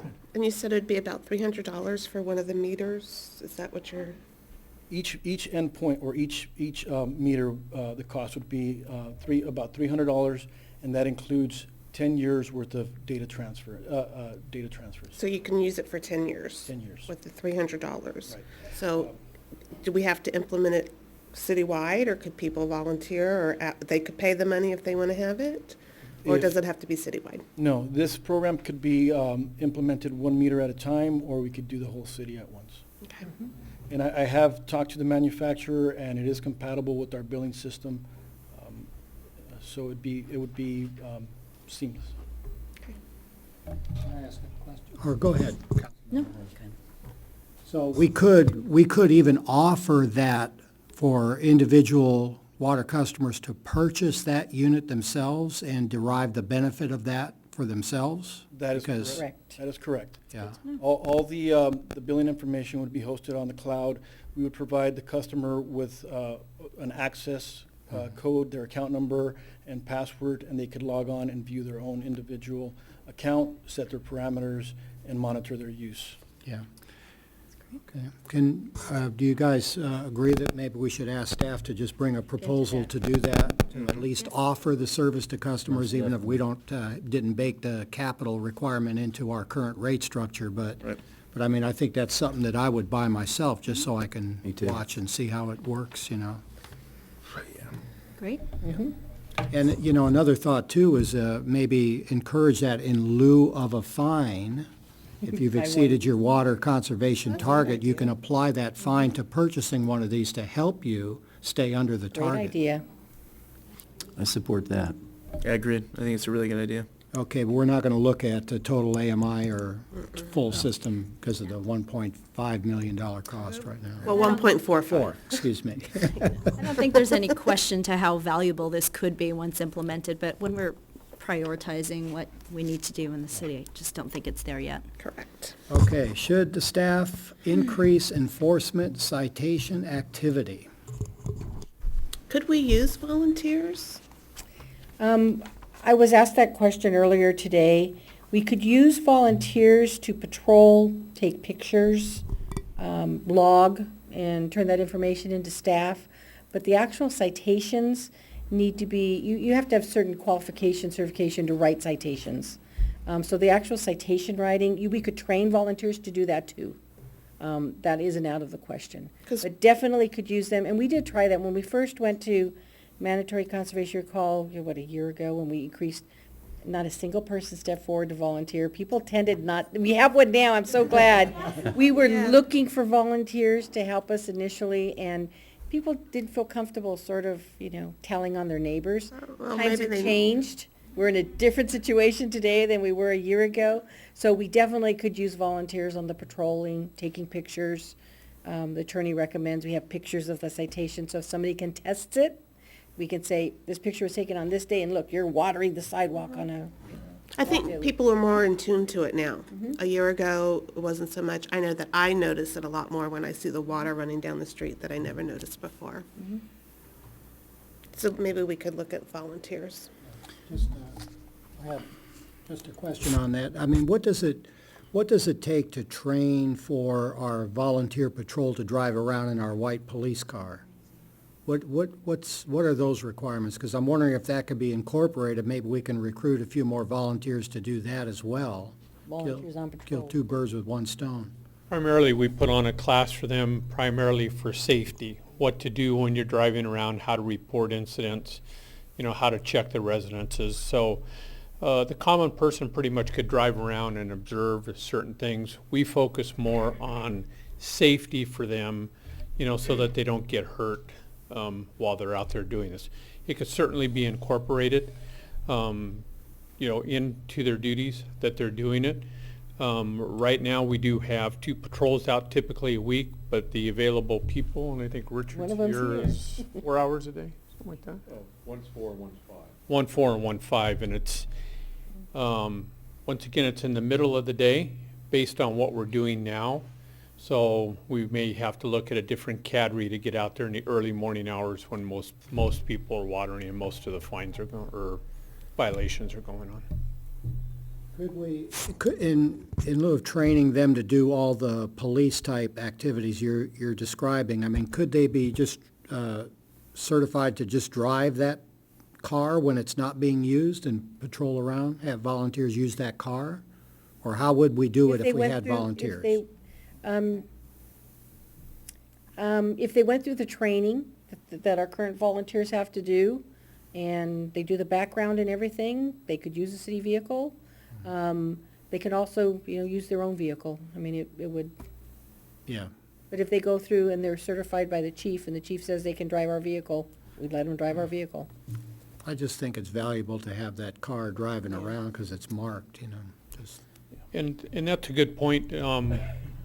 I'm just going to throw the pitch here. The car has 110,000 miles on it, so, if you'd like to help us out with the new one there, Mr. Mayor, we'll pull in at 20 For me, hours. Chief, that would be considered a low mileage car, so. Yeah, you're talking to the wrong My guy. 4Runner has at least 300,000, so. For you. But we'll take that as direction to see, have the police department work with our volunteers on patrol, to sort of add it to the list of things they look for as they're driving around. And incorporate some other volunteers if we could.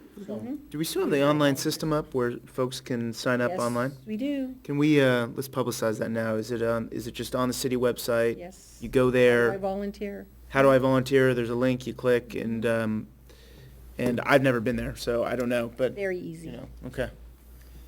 Aren't you glad you asked, Mr. Volchek? Can we make him the lead volunteer? Yeah, we should make him the lead volunteer. Okay, next one, should a water school program be developed? Can Ron Coleman teach it? I would institute if Ron can be our volunteer teacher. Would you be willing? Depends on what you want to cover. All the numbers and I think it's actually a pretty good idea. I actually like it. I would like to get, I think this is something that not even staff would have to do. I think staff's got I think that you could get volunteers to come in here that are pretty water-wise to help with. We have. Yeah, couple no, I people. think, you got guys like Ron and, we've had a bunch of people come up here. Carol and.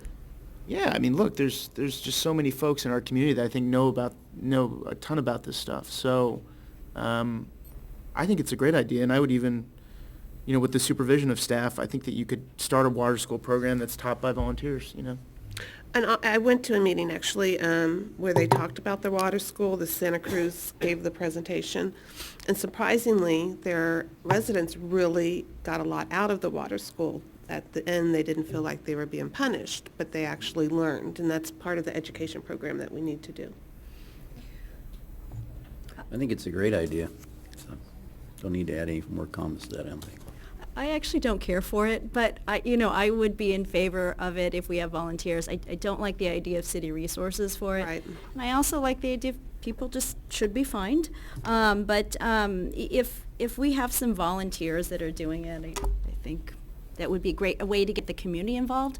And I know that education is one of our areas, but this probably isn't my favorite thing to support, but I can support it if that's the direction that. Okay, it sounds like we have a consensus to do that. But one more question attached to it. Should we use it in lieu of a first fine, like make you go to Like traffic water school. school? Whatever traffic the school? council would like us to do. You guys think that's a I good like idea? that. Or do you want to just collect the money? I think they should be fined, but I I'd give think them that's the idea of the school, is that it should be in lieu for the first. Yeah. Yeah, I support that. Yeah, I'd give them the school before the first All five. right, let's do that. It's an option, right? It's not. Yeah, you can pay the fine or you can go to school. Or you can buy a water meter. Okay, number 11, the water meter. Should a part-time water conservation staff position be created? And my thought on this is, let's see what we can get done with our volunteers. Money is really tight. I just don't want to bring on another staff position at this point. That's my opinion. I'll agree with that. I think especially considering we just did this community input this morning, numbers are very concerning, and I don't think we need to add in more FTEs, even if it's a part-time FTE.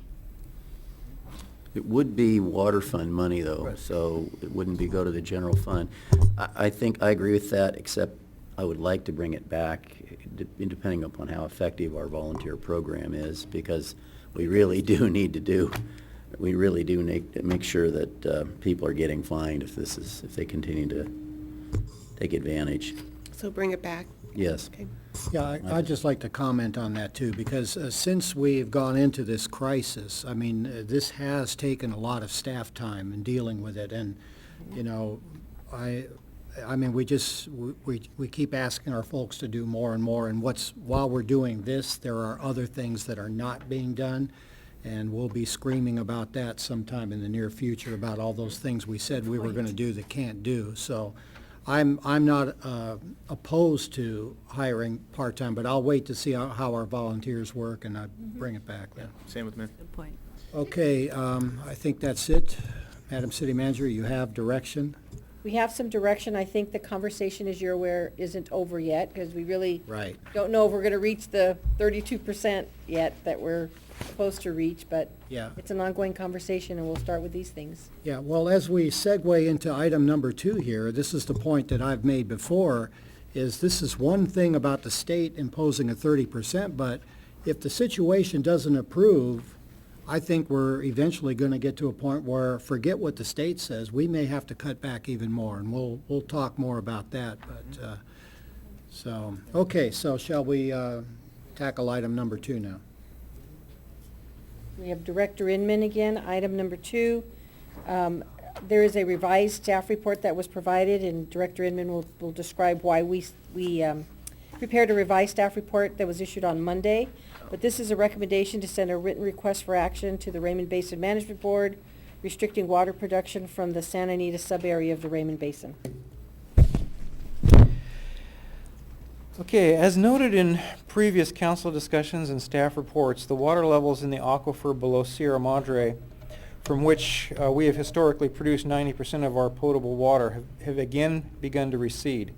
Since mid-January 2015, staff has noted a decrease in water level above mean sea level from 392 to 379 feet above mean sea level. This 13-foot drop in water would indicate that more water is being removed from the aquifer than is flowing into it. In January 2014, the Raymond Basin Management Board formed an ad hoc group, the Sierra Madre Arcadia Aquifer Recovery Team. It went by the acronym SMART. The purpose of SMART was to address the declining water levels in the Santa Anita sub-area. Representatives of Arcadia, Sierra Madre, and other Raymond Basin producers participated in the SMART group for a period of 7 months. Finding that the two cities could not agree on a plan to manage the basin, that being Arcadia and Sierra Madre, SMART was discontinued. However, the monitoring and reporting has continued. In the February SMART report, which is the most recent report we have received, it notes that between August 6th and November 7th of 2014, Arcadia produced 564 acre-feet from the East Raymond Basin. During that same period, Sierra Madre produced 23 acre-feet, the minimum needed to keep our wells and GAC treatment system in working order.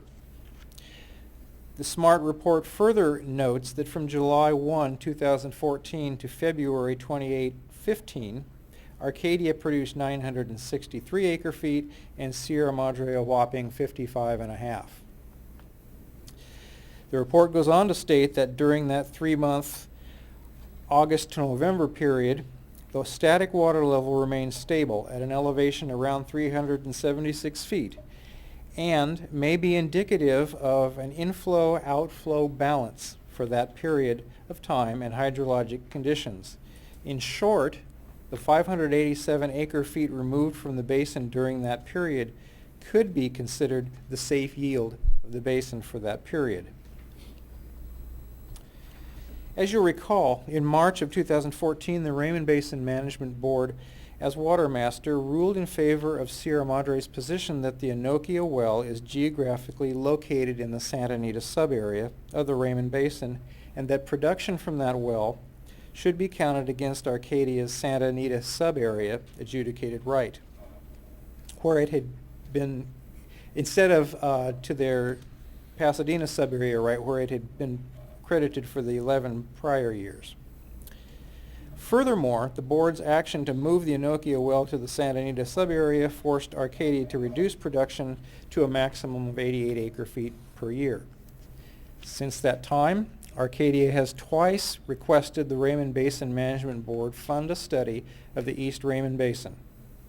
On the first request, the executive officer of the Raymond Basin replied in a letter to the city of Arcadia, reminding them that the role of the Raymond Basin Management Board in the case of the Anokia well is to follow the existing judgment, and stated that Arcadia may go ahead and gather the data that they request. The letter then further described ongoing studies being done on behalf of the Raymond Basin and the Foothill Communities Water Supply Reliability Project by the Corps of Engineers. The study covers the entire Raymond Basin and includes a groundwater model based on heretofore normal climatic conditions. The existing draft study does not cover the effects of the drought. On March 18th, the City of Arcadia sent a second request to the Raymond Basin Management Board, noting their concern with the decline of the basin water levels and asking again for a study of the basin. The letter acknowledges that there is a study of the basin currently underway, which is being done for the Foothill Communities Water Supply Reliability Project, but asks for a separate hydrogeological study in order to gain a better understanding of how the East Raymond Basin can be managed more effectively. In order to determine the background behind the existing core study of the Raymond Basin, and to determine what that study entails, staff met with the chief of the Plan Formulation Branch of the LA District Corps of Engineers Planning Division on Saturday, May 2nd. The Corps representative explained the status of the study and indicated that Raymond Basin has already requested that the Corps expand the scope of the study to include greater detail over the drought and its effect on the Raymond Basin and on the Santa Anita subarea in particular. The Corps is waiting to receive that request in written form so that the existing agreement between the Corps and the Raymond Basin can be amended and the additional fund under the Corps Planning Assistant to States and Tribes program can be obtained. The expanded scope of work would develop, among other things, a safe yield for the Santa Anita subarea. According to the representative of the Corps of Engineers, the expanded scope of work would include much the same geotechnical work that would have been requested by the City of Arcadia. And it would also include a safe yield study, such as Sierra Madre has been asking for. In preparing the Raymond Basin Management Board study, these items were things that would necessarily be included in the core study. Therefore, staff notes that there does not need to be an additional study as Arcadia has requested.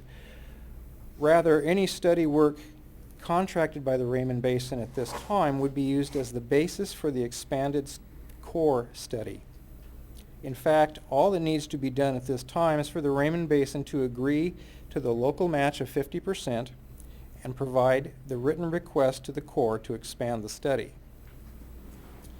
Staff is recommending that the City Council approve a letter to the Raymond Basin Management Board requesting action by the board to address the decline of the East Raymond Basin. The city's request should be accompanied by the following caveats. The study requested by the City of Arcadia would be supported by the City of Sierra Madre only if, 1, the City of Arcadia be required to immediately reduce pumping from its Santa Anita sub-area wells to the minimum levels needed to keep its wells active and in working order. Second, the scope of work requested of the consultant shall be designed in conjunction with the Corps to be the basis of and to facilitate the timely completion of the expanded core study. Third, any consultant work initiated by the board be contracted with the consultant and begun in such a manner as to meet the local match requirements of the core PAS program. And fourth and finally, that the executive director of the board immediately provide written direction to the Corps to initiate the expanded study. So again, staff recommends that the City Council approve the attached letter requesting that the Raymond Basin take immediate action to, first, initiate additional studies of the Santa Anita sub-area of the Raymond Basin, subject to certain conditions as described above, and 2, take immediate action to further reduce production of water from the Santa Anita sub-area of the Raymond Basin. And with that, I would be happy to answer any questions that you have, and our representative on the Raymond Basin Management Board, Deputy Director Semino, is also in attendance tonight if you have any questions for him. Any questions?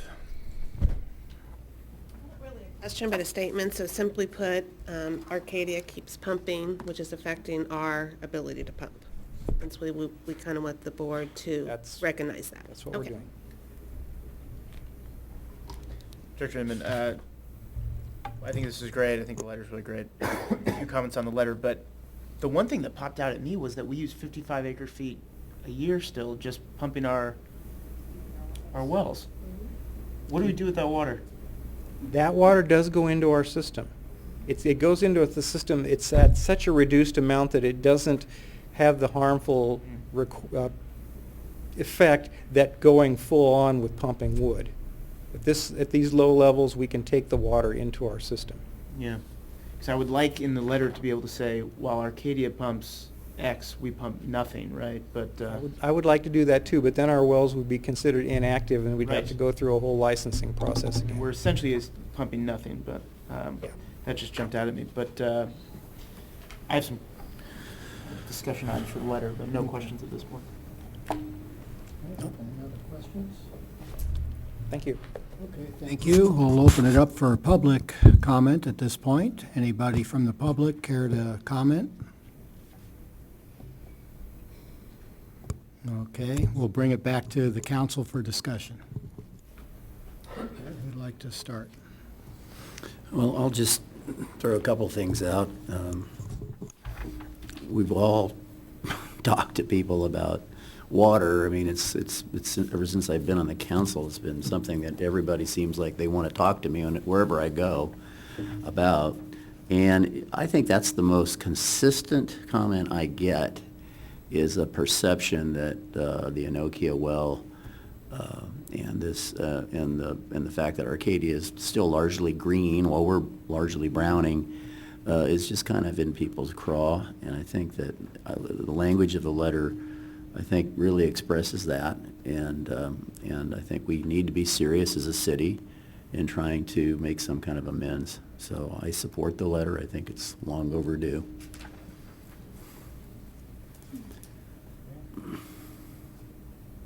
Councilmember Arizman, any comments? No, I don't really have any comments. I mean, I'm in full support of sending this letter, and I know this has been an ongoing issue, that this is just the next step that us as a city need to take to get a little bit more assertive in this process. Okay, how about you, Councilmember Del Mar? You know, I totally agree. I personally would like to be a little more aggressive, but I understand that we can't. So this is going to have to go. Okay. Uh-huh. Okay, how about you, Councilmember?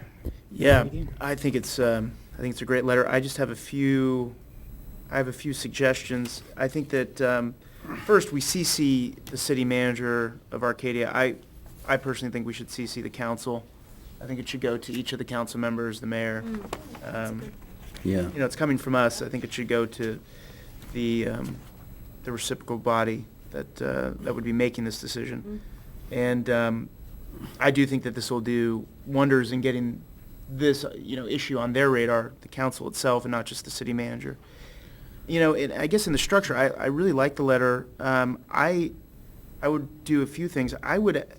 We almost bury the lead here. In the second paragraph, we say, I'm sorry to interrupt. Do you have the current version of the, I'm just looking, because your paragraph formatting. Yeah, I'm not do you sure. I have have the the one- original one? This is I have the most recent revised one on the website. So when was the last one? When was this revised? Monday. When was this one on the website? I pulled that That down. one was on the website on Thursday or Friday. This Okay. other one was Monday. I could just tell by looking at, because of the way the paragraphs are formatted. I'm sorry about that. No, it's fine. Let me just, So the one we have in our packet that was given to us on Thursday is not the correct one? No. Correct. You were emailed a revised Okay. staff report on And Monday. that's the one I printed out. That's the correct one. okay. Then I think, my comments are, I think, the same. We say here that it is imperative, I'm trying to find where it is in the revised letter. Sorry, apologies. Okay. It is imperative, it's now the fourth full sentence, or full paragraph. It is imperative that the Raymond Basin Management Board take immediate steps to impose further restrictions to reduce Arcadia's groundwater extraction to the minimum amount, et cetera. To me, that's really, I know that we're responding to correspondence, but to me, I almost feel like, when I read the letter, I said, yes, that's it. That's really the issue. In some ways, it's buried in the fourth paragraph. I don't know how, but maybe just, I see what you're saying, yeah. maybe That's just the main moving. point, Yeah, you to wanna me, it's move the it main. up. Maybe in the second Exactly. paragraph. To me, maybe it becomes the second paragraph, but I do think that I see this letter as communicating two things. One, while Sierra Madre is essentially pumping nothing, Arcadia continues to pump their full allotment. And to make that clearer, is 55.5 acre feet, what percentage of our allotment is that? It's, our allotment right now is, 900 something. 940. we're pumping That's 4 to 5% 5%. Yeah. Yeah. of our allotment. Good demonstration. Not even. No? No. Not even. 5%, yeah. That's why I said 4 to 5%. We're pumping 5% of our allotment, and they're pumping 100%. No, they're not pumping 100, are they? No, they're pumping 9, Theirs is twice. so the that. percentages aren't as compelling. But, it's 5% versus, 33, 35%. Still. I It's think still, it to me, demonstrates, that shows that, one party is being very frugal and responsible, Sierra Madre, and Arcadia just isn't. So I would almost add the 55.5 acre feet, which is 5% of our allocation. And I would just move up the main point, which, the second point, which is, we want action to enforce Arcadia's responsibilities under the judgment. Yeah. Period. And that hasn't happened, and we expect it to happen. So, I do think that moving that paragraph, it is imperative that the Raymond Basin Management Board up makes sense. However, I mean, we do kind of lay out, normally during this time of the year, the rainfall, and we kind of set up the factual predicate. So I don't really know how you move that paragraph up without changing the flow of this. So that's why I struggle with this. I think it's a good letter, and in some ways you don't want to start picking at it, because then Well, the other advantage is we could sign it tonight if we don't change it. Yeah, tonight, look, and that is another advantage. I think it's a good letter, and I think my comments or suggestions are really, I don't think they change the substance of it. So I'm fine with this as it is. Okay.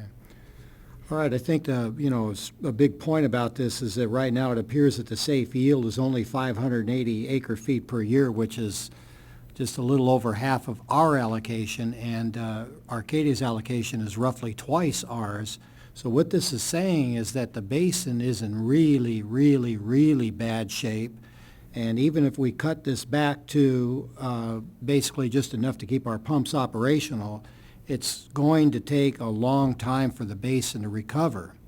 So that's, again, why my comments about conservation are so important, and we're going to hear from Mr. Love at the next meeting to talk about the long-term, hopefully he's going to address the long-term prospects of what the district can supply to us, but let's all remember that they don't get Colorado River water, which is flowing at 100% right now.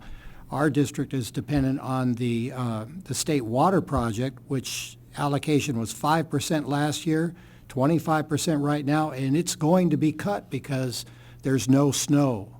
So we've got a big problem here. So this letter, I think, is very timely, and I'm just hoping that the water master takes this seriously and addresses it, because this is I think I don't want to editorialize too much, but there is not one city in the San Gabriel Valley that is as vulnerable as Sierra Madre right now. And I think that's a really important point that we need to continue to drive home. So, okay, are we good with it?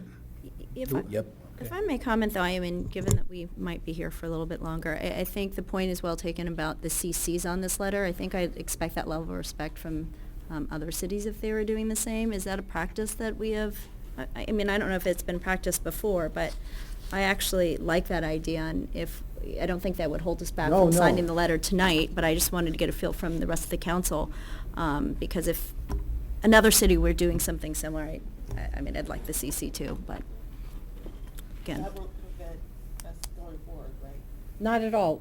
We can As soon as we're done, if when the meeting's adjourned, we can revise this quickly, print it out, and have you sign it before you all go home this evening. And then maybe you can add in the percentages, as Councilmember Harabedian pointed out. I mean, I think it just really demonstrates it well and gives it a little bit more weight, and really discrepancy in the differences between what Sierra Madre does and the other city.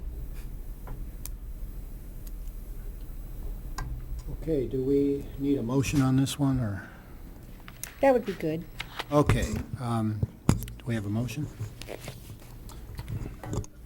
I move to send the water board a letter asking that the water production be restricted in the well. As amended. As amended. I'll second that. Okay, all in favor? Aye. Okay, carries unanimously. Okay, should we just take a quick 5 minutes break right now? We have a PowerPoint, so it'll give us time to set it up, Mr. Mayor. And Director Inman can be revising the letter.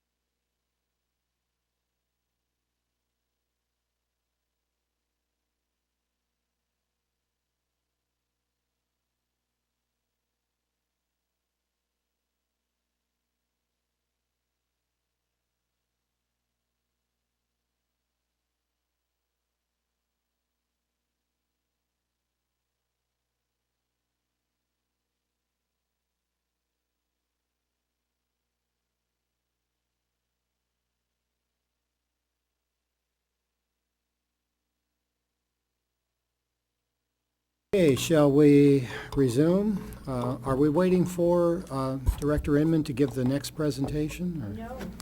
No? Okay. Oh, darn. Oh, He gets a break, he gets okay, a break all now. right. This We've next had enough for presentation him, huh? It's just myself and Assistant City Manager Cox. So who's going to go first? You? Okay, go ahead. It's a presentation. Let me move on. The next item on your agenda this evening is the mid-year update for our current fiscal year and a draft of what the fiscal year, the next two-year budget, fiscal year 15-16 and 16-17, just for restricted funds and capital improvements and purchases. As you're aware, at your last council meeting, staff did review all of the general fund with the council. We're now prepared to bring back the restricted funds and the capital improvements and purchases. You are not being asked to adopt anything this evening. Staff will return with the formal adoption of the fiscal year 14-15, which is the year we're in right now, budget at a meeting in the near future. And then, as you're aware, we're seeking direction on the preparation of the new biennial budget, fiscal years 15-16 and 16-17. We'll be working on it through the month of May, June, after the conclusion of the community input meetings, which I'd like to report. We've already conducted 3 meetings, and there are 7 more scheduled. And if any community group is interested in a presentation, I think almost all the council members have attended one or given one. So we're prepared. We will travel to their location and conduct the meeting at wherever they would like us to in the community. It's a PowerPoint presentation given by one of the council members, and there is a brochure that is emailed ahead of time to the group that we're going to be presenting to. And later on in this presentation, staff would just like a little bit of feedback, make sure that the PowerPoint presentation is acceptable and that the brochure that staff has prepared is acceptable as we go forward and do additional community meetings. But that comes later on in the agenda.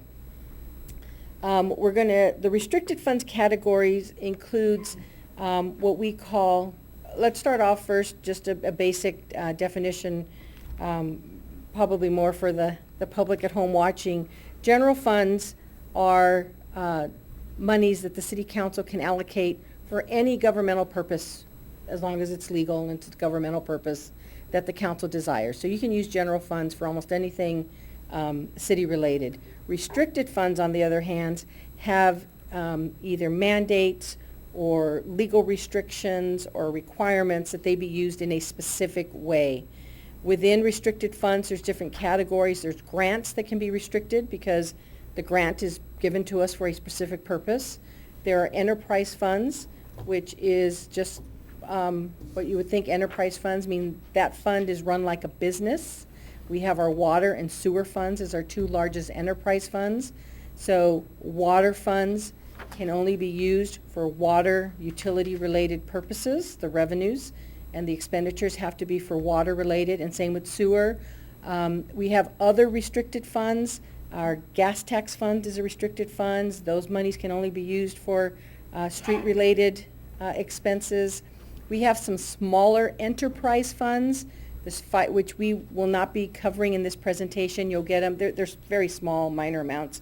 You'll have a chance to review them when the entire document comes back if you're interested. Our fire strike team, that's when our OES water tender gets called out to a fire. We do get reimbursed for the for our fire staff going out to fires, actually throughout the United States, but primarily in California.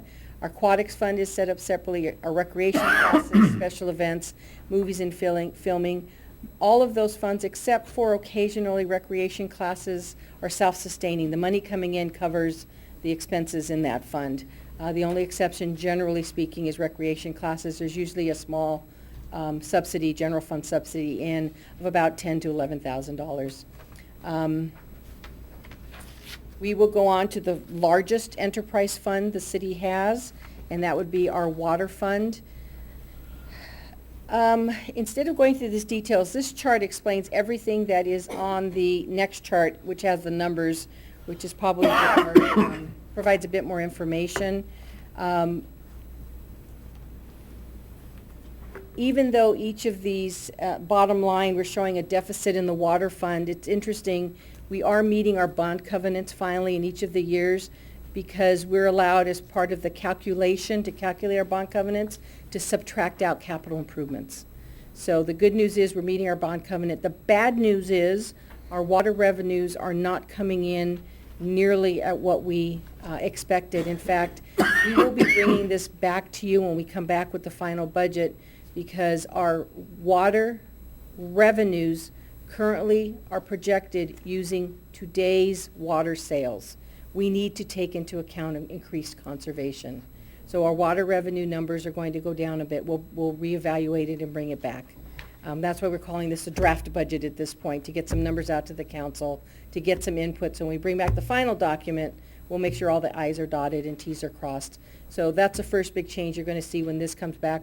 Our revenue numbers are going to be adjusted. Even saying that, our revenue numbers did not come in at what our rate study was projecting, primarily due to the fact that when our rate study was initially prepared, that's when we were still at, there was some people had 10% conservation, you might recall, some had 20. After the rate study was approved, we put in the 30% phase 3, and so we have seen a drop in our revenues. I'm predicting once we go to more strict water conservation, which we've been discussing this evening, plus penalties. I believe penalties are going to affect people's behaviors when it comes to how much water they use, that we're going to see us getting closer to that 30% target, which we're not at currently. Our operating expenses are the next line here. Oops, I went too far. Our operating expenses, and what we've shown right here on this line, too far, I'm sorry, back to the water fund. What we're showing, we wanted to show the rate study, what the rate study was projecting versus this column. I won't spend too much time on. These are our actuals for the last fiscal year. This is the current, our current projected for the current fiscal year, and then what the rate study had. This is our projected for 15-16, what the rate study was projecting, and then our projected for 16-17, and then what the rate study was projected, just to have a basis of comparison. One of the things you'll notice, while our revenues are projected, the rate study for the current fiscal year was projecting revenues of 4.9 million. They're going to come in closer to 4.1 million. Quite a significant drop. On the other hand, our expenditures, what's helping us a bit is that our operating expenditures are down. The main reason for that decrease in expenditures, I will give you a brief update because it is rather significant, is due to about $100,000 savings in electricity. We're still spending $400,000 a year in electricity, but we are seeing a reduced electrical bill because we're not pumping water out of the ground, but we're still pushing it through the water system. There's a $30,000 savings in health insurance, primarily due to the council's previous action to cap health insurance benefits. There's a $113,000 savings in water treatment supplies, and that's because we're not producing our own water. We don't need to spend much money to treat it. And then there's a $175,000 savings in supplemental, in purchased water. We were able to get by, a bit of old history, we previously purchased credits. This year we had to purchase less water than what we originally thought we'd have to purchase. So there's about $175,000. The bad news is that purchased water number doubles in the future fiscal years. But you add that all together, it's about $418,000 difference. And then there's small amounts in the other funds. So our decline in our revenues here is we're being helped a little bit because our expenditures are down. Our debt service, you were provided a different worksheet tonight. The only thing that changed is this debt service, and I won't go into the complicated reasons, but it basically, there's a difference between accounting and how accountants book entries and how you showed in the budget. I wanted to simplify it and include all of our debt service payment so the council would get a full picture of what our total debt service payment is. So that's the only change in what you've been handed this evening.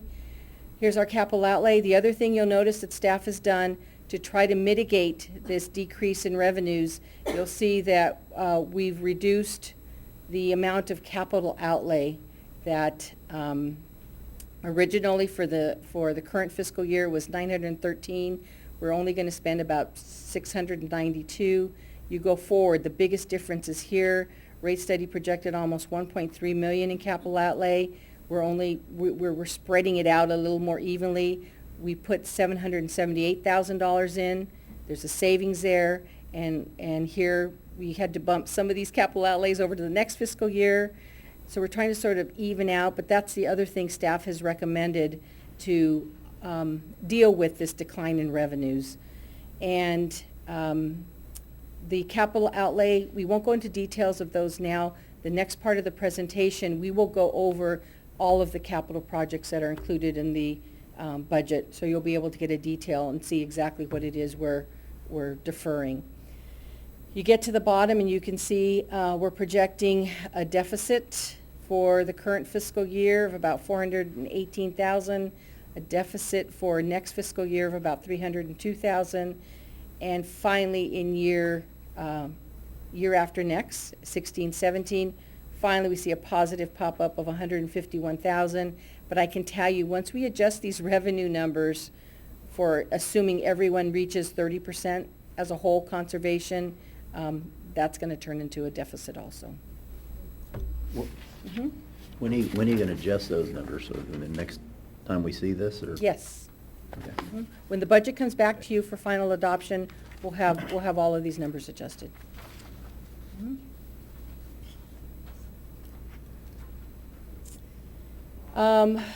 This is moving on. If there isn't anything on the water fund, moving on to the sewer fund. Yes. Okay.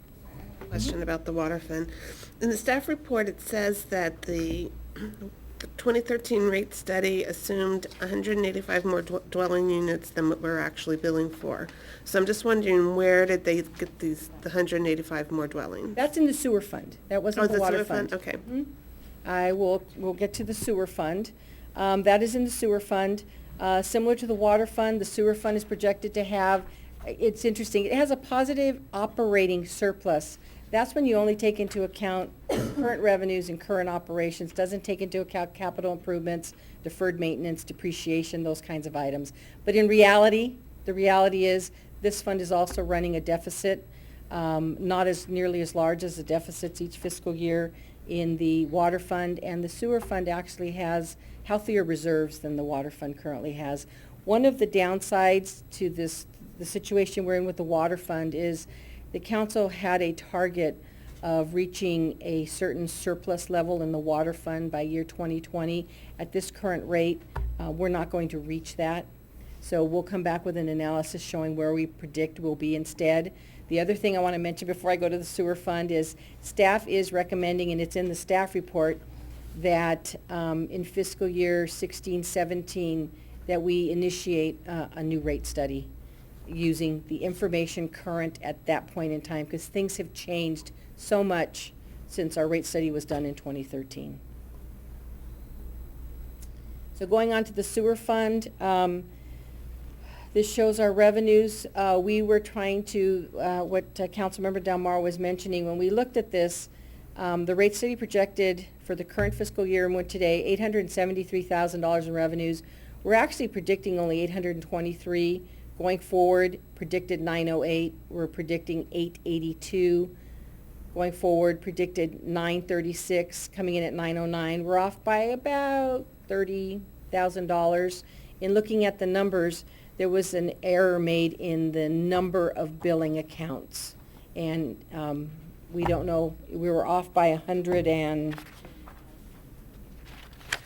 something accounts. And I'm looking for the exact number. 185 accounts. So the study assumed we had 184 accounts we were billing for than we actually had. Have we corrected that so it doesn't happen in the future? We found out why that occurred. Yes, we'll make sure it doesn't happen in the future. Thank you. We will definitely make sure that doesn't happen in the future, the next rate study. Operating expenses really are trending very close. The difference you see, for instance, the rate study predicted 989 and we're predicting 811. The difference there is when the rate study was done, capital improvements were included in the operations number.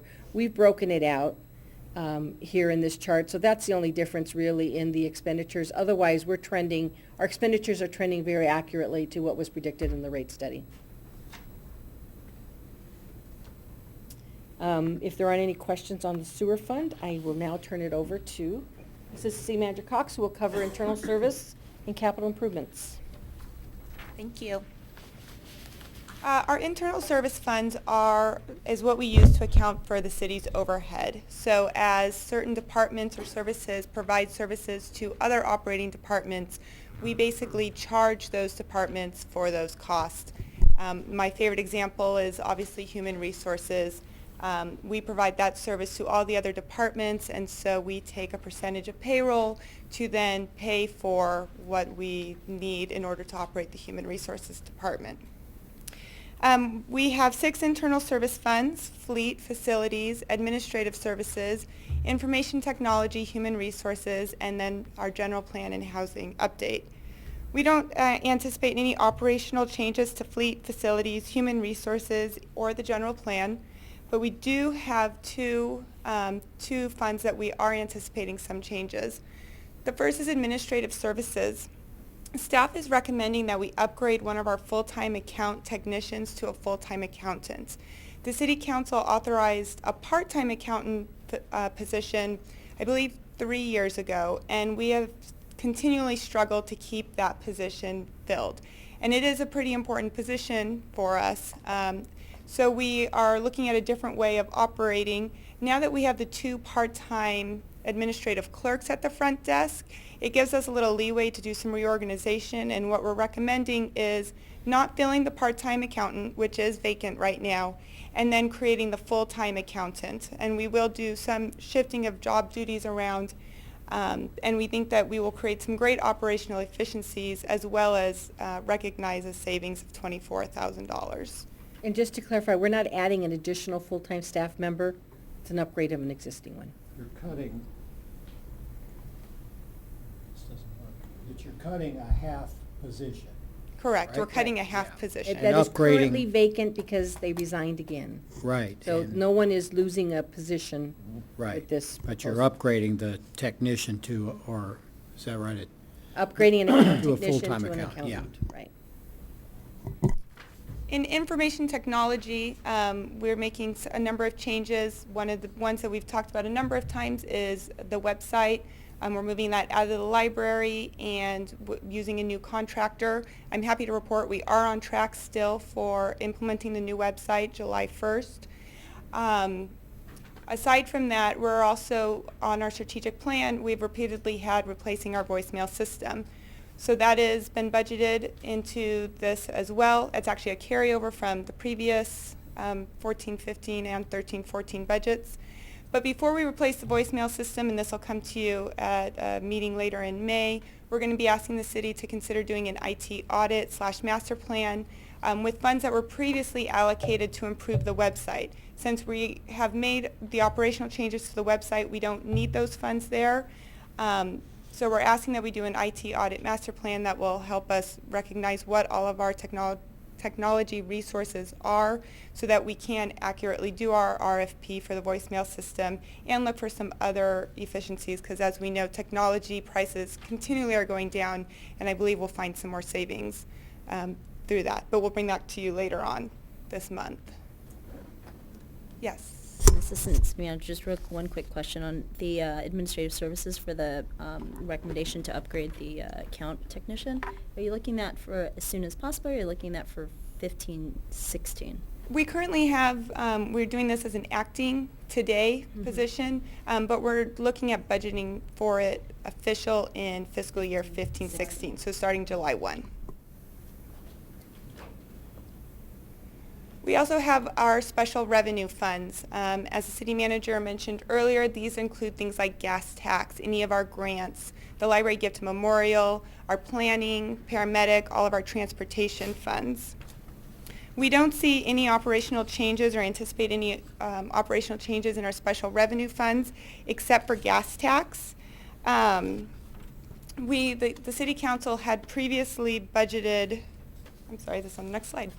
The City Council had previously allocated street sweeping into gas tax, but we are seeing a decline in those revenues. We account that to the use of electronic vehicles, tax prices or gas prices going down, although they are starting to go up again. And so in order to balance this fund, we're recommending allocating $84,000 in personnel costs to the Measure R fund. The downside to that is that it does decrease the funding available for street repairs. The alternative that staff was able to come up with is to allocating the $91,000 of street sweeping to the general funds, but the downside to that is that it increases our general fund deficit. So those are alternatives. The way we have budgeted so far is to move those personnel costs into Measure R. Our capital improvement purchases and projects. Here's a list of the majority of all of our major funds for our capital improvement purchases. In the general fund, staff is recommending that the City Council allocate $25,000 of general fund reserves for this fiscal year to upgrade the library's ILS system, and that report will be coming to you later this month as well. The ongoing savings from the new ILS system is anticipated to be a minimum of $8,000 ongoing each year. And now that we have the bids in for the ILS system, we will not actually need this full $25,000. It's going to be closer to 18 or 19, $17,000. For 15-16, Fire's requesting $10,000 to replace a thermal imaging camera. This has a 6-year rotation. And we're looking at requesting $24,000 to replace police mobile radios. These have a 3-year rotation. Police had also requested $27,000 to replace our dispatch logging recorder. It's on a 10-year rotation, but due to the sensitivity to our general fund reserves, we've actually pushed this for another year to 11 years by budgeting it in 15-16.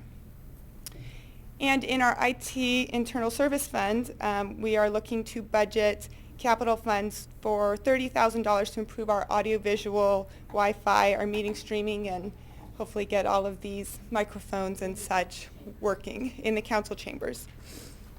And then we also are looking at $42,000 in both 15-16 and 16-17 to replace the city's aging servers.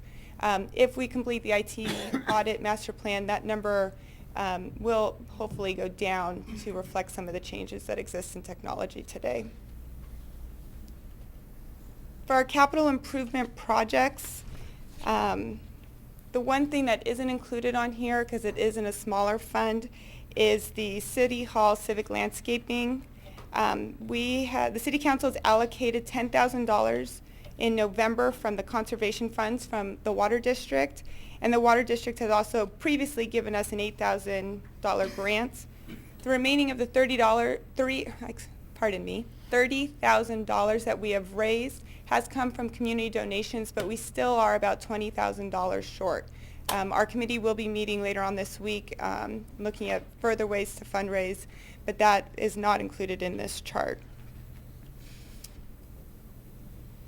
The majority of things in this chart are actually, especially for the general fund, they are carryovers from this year or last year. We're looking at $400,000 for street resurfacing or replacements carry over to next fiscal year, $160,000 to replace the roofs at City Hall and the Public Safety Building, and a remainder of $138,000 for our storm drains and our NPDES projects. Some money for City Hall parking lot maintenance, and $35,000 for repainting the library. And then in our CIP water fund, we've listed out the projects that by fiscal years for 15-16 and 16-17. As Madam City Manager mentioned earlier, we did look at deferring a number of things out as many years as possible. These are the projects that we felt we really could not recommend deferring any longer. And I will defer to Director Inman if you have specific questions on these CIP projects. I have one question. Yes, sir. These are the projects that you put in the program that you showed on the previous slide as far as your projected capital? These are the ones? Correct. Okay, good. So these are all spelt out in that chart. Yes. I had one question about the groundwater chlorination facilities. You know, Director Inman or Superintendent Reynoso or Deputy Director Semino, are we just assuming that that's the route, the road we're going down, building chlorination facilities in anticipation of switching over to a chloramine system, or is this just to, in the near term, help us get the mix right? At this point, this is the route that we're assuming we're going down, but we're Okay. bringing that to you at your next meeting. Got it. I'm in the process of writing that staff report right now with Deputy Director Reynoso. All right. And I would like to emphasize, just because as anything that's a big ticket item like that one is, if the council approves the budget, it doesn't mean we're just gonna go out and do the work. We have to come back to the council, get the authorization to go out to bid. The bids come back, you award the bid. So information will be coming back on all of the larger, you know, the 6,500 is something that's under the director's purview, but Yep. anything above 25,000 has to come to you. Thank you. Assistant City Manager Cox, if I can ask just a quick question on the previous slide. Yes, ma'am. To clarify, are those capital improvement purchases or projects that are carried over from 14-15 into 15-16 or 15-16 projected? From 14-15, our current fiscal year, into 15-16, the next fiscal year. Okay, thank you.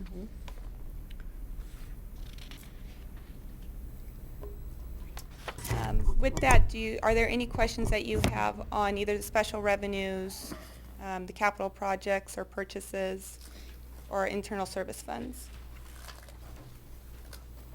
Okay.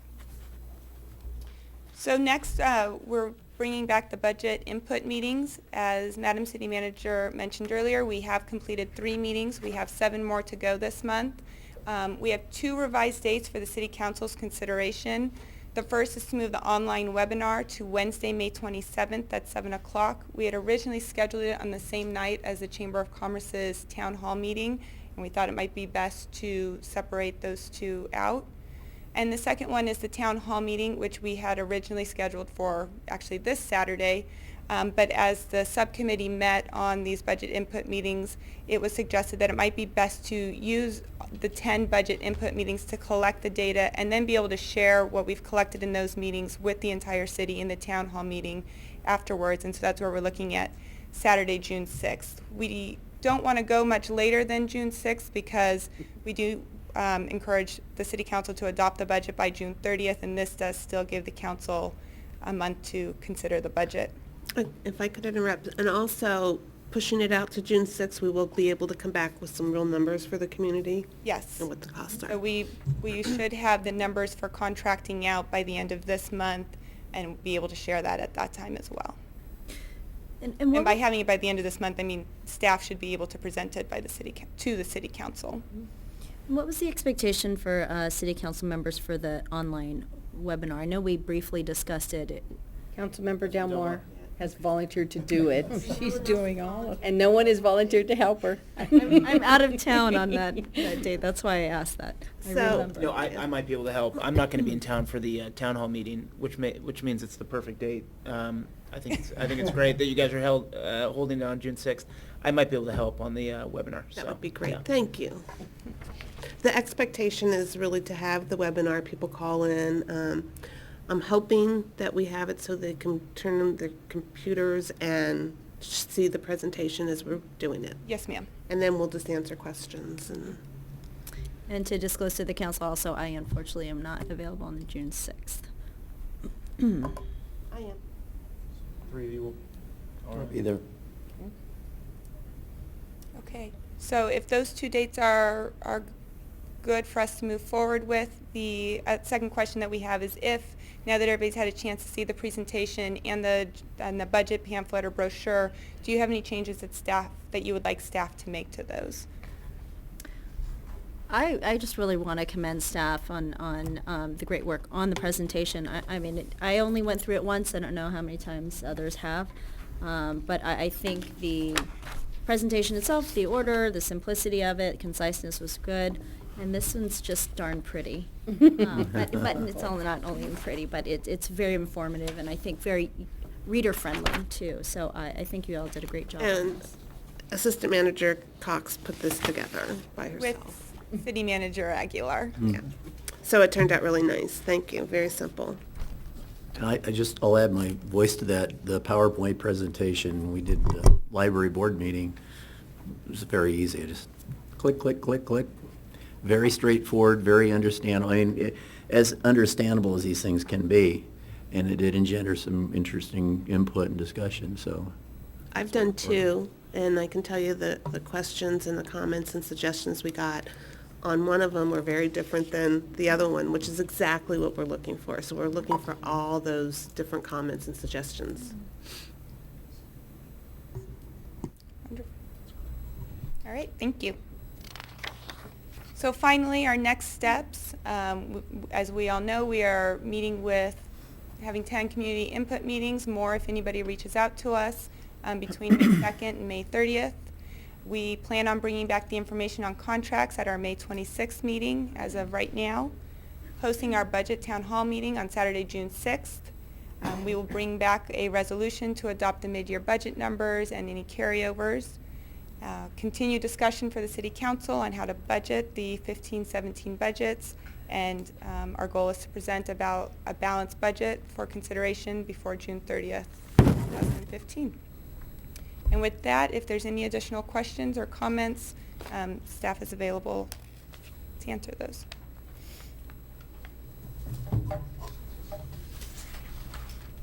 I have a question, just on the last statement. How are you going to put together a balanced budget? With your Council's recommendations. going to tell us what you'd like us I to mean, do. but at this point, we'd be telling you that we're going to do some very radical things that I'm not sure we're in a position to tell you yet until we, I don't know. I agree. So, Well, to be fair, the council does not have to adopt a balanced budget, but it is encouraged that we adopt a budget by the end of this fiscal year. We will most likely be using some reserves the first year of the budget. oh, balanced budget that way, okay, I see. We'll be using some reserves on, Okay. the amount of, $700,000 from June 30th to July 1st would be significant. So most likely the first year we'll probably, and then if there is an option that the council does select, looking elsewhere for some city services, there's always a time period that it takes to transition services. Yeah. So all of that Okay. information will be brought back to you. Well, I attended one of the, well, before we go into that, I think, is there any other questions? Okay, thank you, and we'll open it up to public comment at this time. Anybody care to comment? Okay, we'll bring it back to council. Any thoughts? I mean, I'd like to get a little feedback of the other, I attended one, I'd like to hear just general remarks of the other two, and how they went. So I attended the library presentation the Mayor Pro Tem gave, which I think went really great, and you did have a diverse set of views. I think that you had very informed folks kind of coming down on both sides, and I think it's just what we need to hear that input and to hear folks on both sides of the aisle, if you will. And I thought, again, the format of the presentation was great. The Mayor Pro Tem did a great job conveying the information, and the community, I think, grasped the information pretty quickly. I think the one thing that we heard was, what do the numbers look like on the contracting out? I think folks really want to know, what is the savings, potential savings with, let's say you contracted out police, fire, paramedics, or even, what kind of savings would you get if you shut down community services, or if you, somehow contracted out the library, or, folks just kind of want to know what the numbers are. So I think it will be helpful to get those numbers back, which we're trying to do. But I think that there's a sense, from what I heard, that folks are really torn. I mean, people really want to preserve what we have here and preserve the way of life, but they see the reality of the budget and historically our town and what they've done with revenues, with the UT, and I think folks are really struggling with what to do. So I think that the community input meetings so far have been, the one I went to was great, so. Can I add to that, since we're at the same meeting? I think your take on it is exactly right. I saw the same things.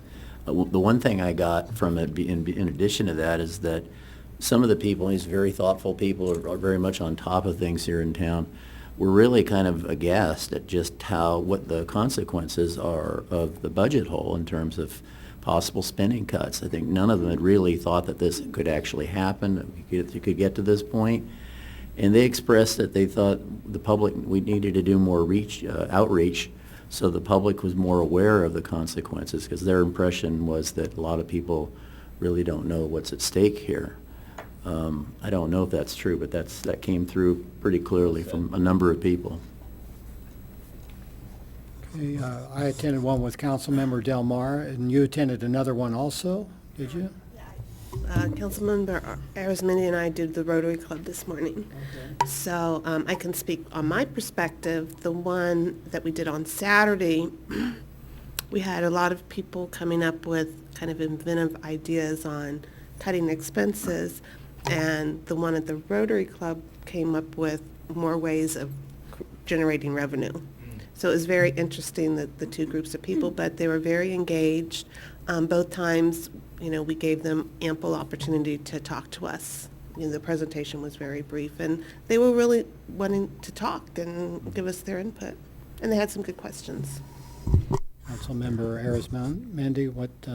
I commented earlier. I'll just say that I think there's an appreciation for this process, and I think there, folks have really, at least in the one meeting that I was at today, expressed the appreciation for how we're moving forward with this.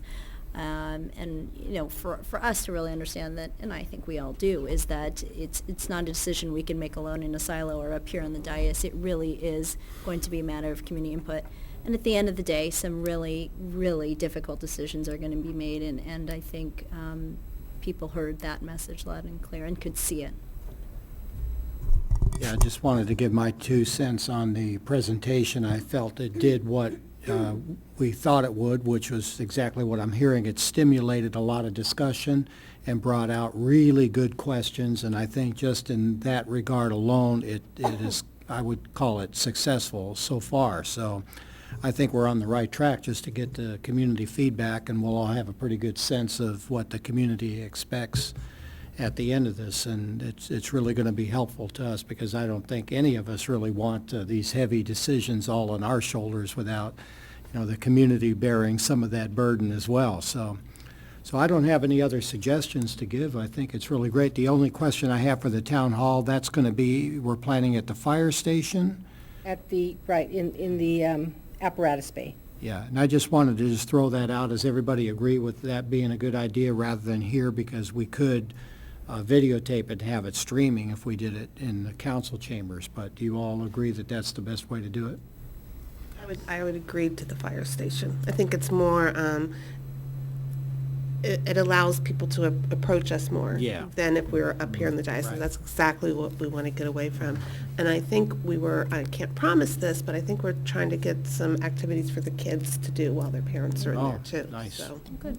Sitting on the fire truck and with the toys. I think Wasting both water. the chiefs. I think both the chiefs are going to babysit. They're nodding yes. Back, by the way. I did have a question though. In terms of communication, I know we have quite a few more, and the commission meetings are open to the public. So what are we doing at this point to message this out, to advertise that we have additional meetings that are coming up that others are invited to attend? We were waiting to get the finalization on the dates this evening, but we will begin to greatly advertise both the webinar and the town hall, and we can include all the rest of the commission and board meetings in there through our regular publicity channels that'll include press releases, e-blasts, a bit on our radio station. The brochure is already on our website, but we can highlight these upcoming dates a little bit more. And if you have any other suggestions, we generally do flyers to the schools as well to engage the parents. We'll put a blip in the Senior Moments newsletter. If there are any other suggestions, though, we are very open to them. I was just going to add that I really would like to see, especially for the commission meetings, if folks can attend to that, because at least what we are delivering the message this morning is that the June 6th event would really be phase 2 or the second level of it. So I want to see more people engaged at this initial data gathering level. And we'll include, the first blurb on the pamphlet. It really does talk about, even if you can't make any of these meetings, the information's on our website. Please email, please call, please set up an appointment. Participate in the webinar. Participate in the webinar. So we are really trying to reach everybody. One of the things that I've been encouraging people, word of mouth, we know is the #1 way to get communication or anything out in this city. We've done a number of studies on that. So for people to really, talk with your friends and your neighbors and encourage them to, to ask questions and to comment. That's my shameless plug for the viewers at home. Just a question on the webinar.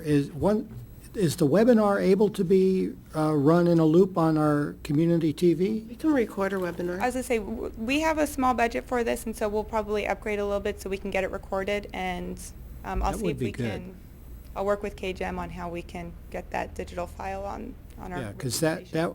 because you'd capture the presentation as well as comments from people as they're coming in, and so that could be very useful. Okay. Well, I may participate in the webinar from the other end of it. Oh. I can ask some questions. Bob, some softball questions. I'll use an avatar. Okay, there you go. Yeah. Okay, so do we need anything else at this point as far as direction? Okay. Good. Okay, well, before we do, I thought, ask for any future agenda items, or we can wait till tomorrow. There might be some that come out of that, but I wanted to just ask, all of us have received emails about the fire horn. Is there any appetite for agendizing that? The only reason I would even consider it is because we have been getting some emails, and perhaps that community member would like to come and speak to us. Mhm. How do you guys feel about it? That's fine. Yeah. Sure. Okay. All right, well, I will ask that it be agendized. I didn't want to do it if there was really no interest. Okay. Okay, anything else? Strategic That's it. meeting tomorrow? Strategic planning retreat is Right. tomorrow. And it at is the open. YAC. Yeah. It is open to the public. Yes. Starts at 8:30 a.m. promptly, 8 o'clock if you'd like coffee. Okay. Ends by 2. Hopefully. Okay, so can we have a motion to adjourn? Move to adjourn. Okay. Who's second? Omar. Rochelle, Well, okay. Rochelle did, I thought. Okay. Oh, she be? no. All in favor? Aye. Aye. See, I Carries heard your unanimously. Thank you. All right.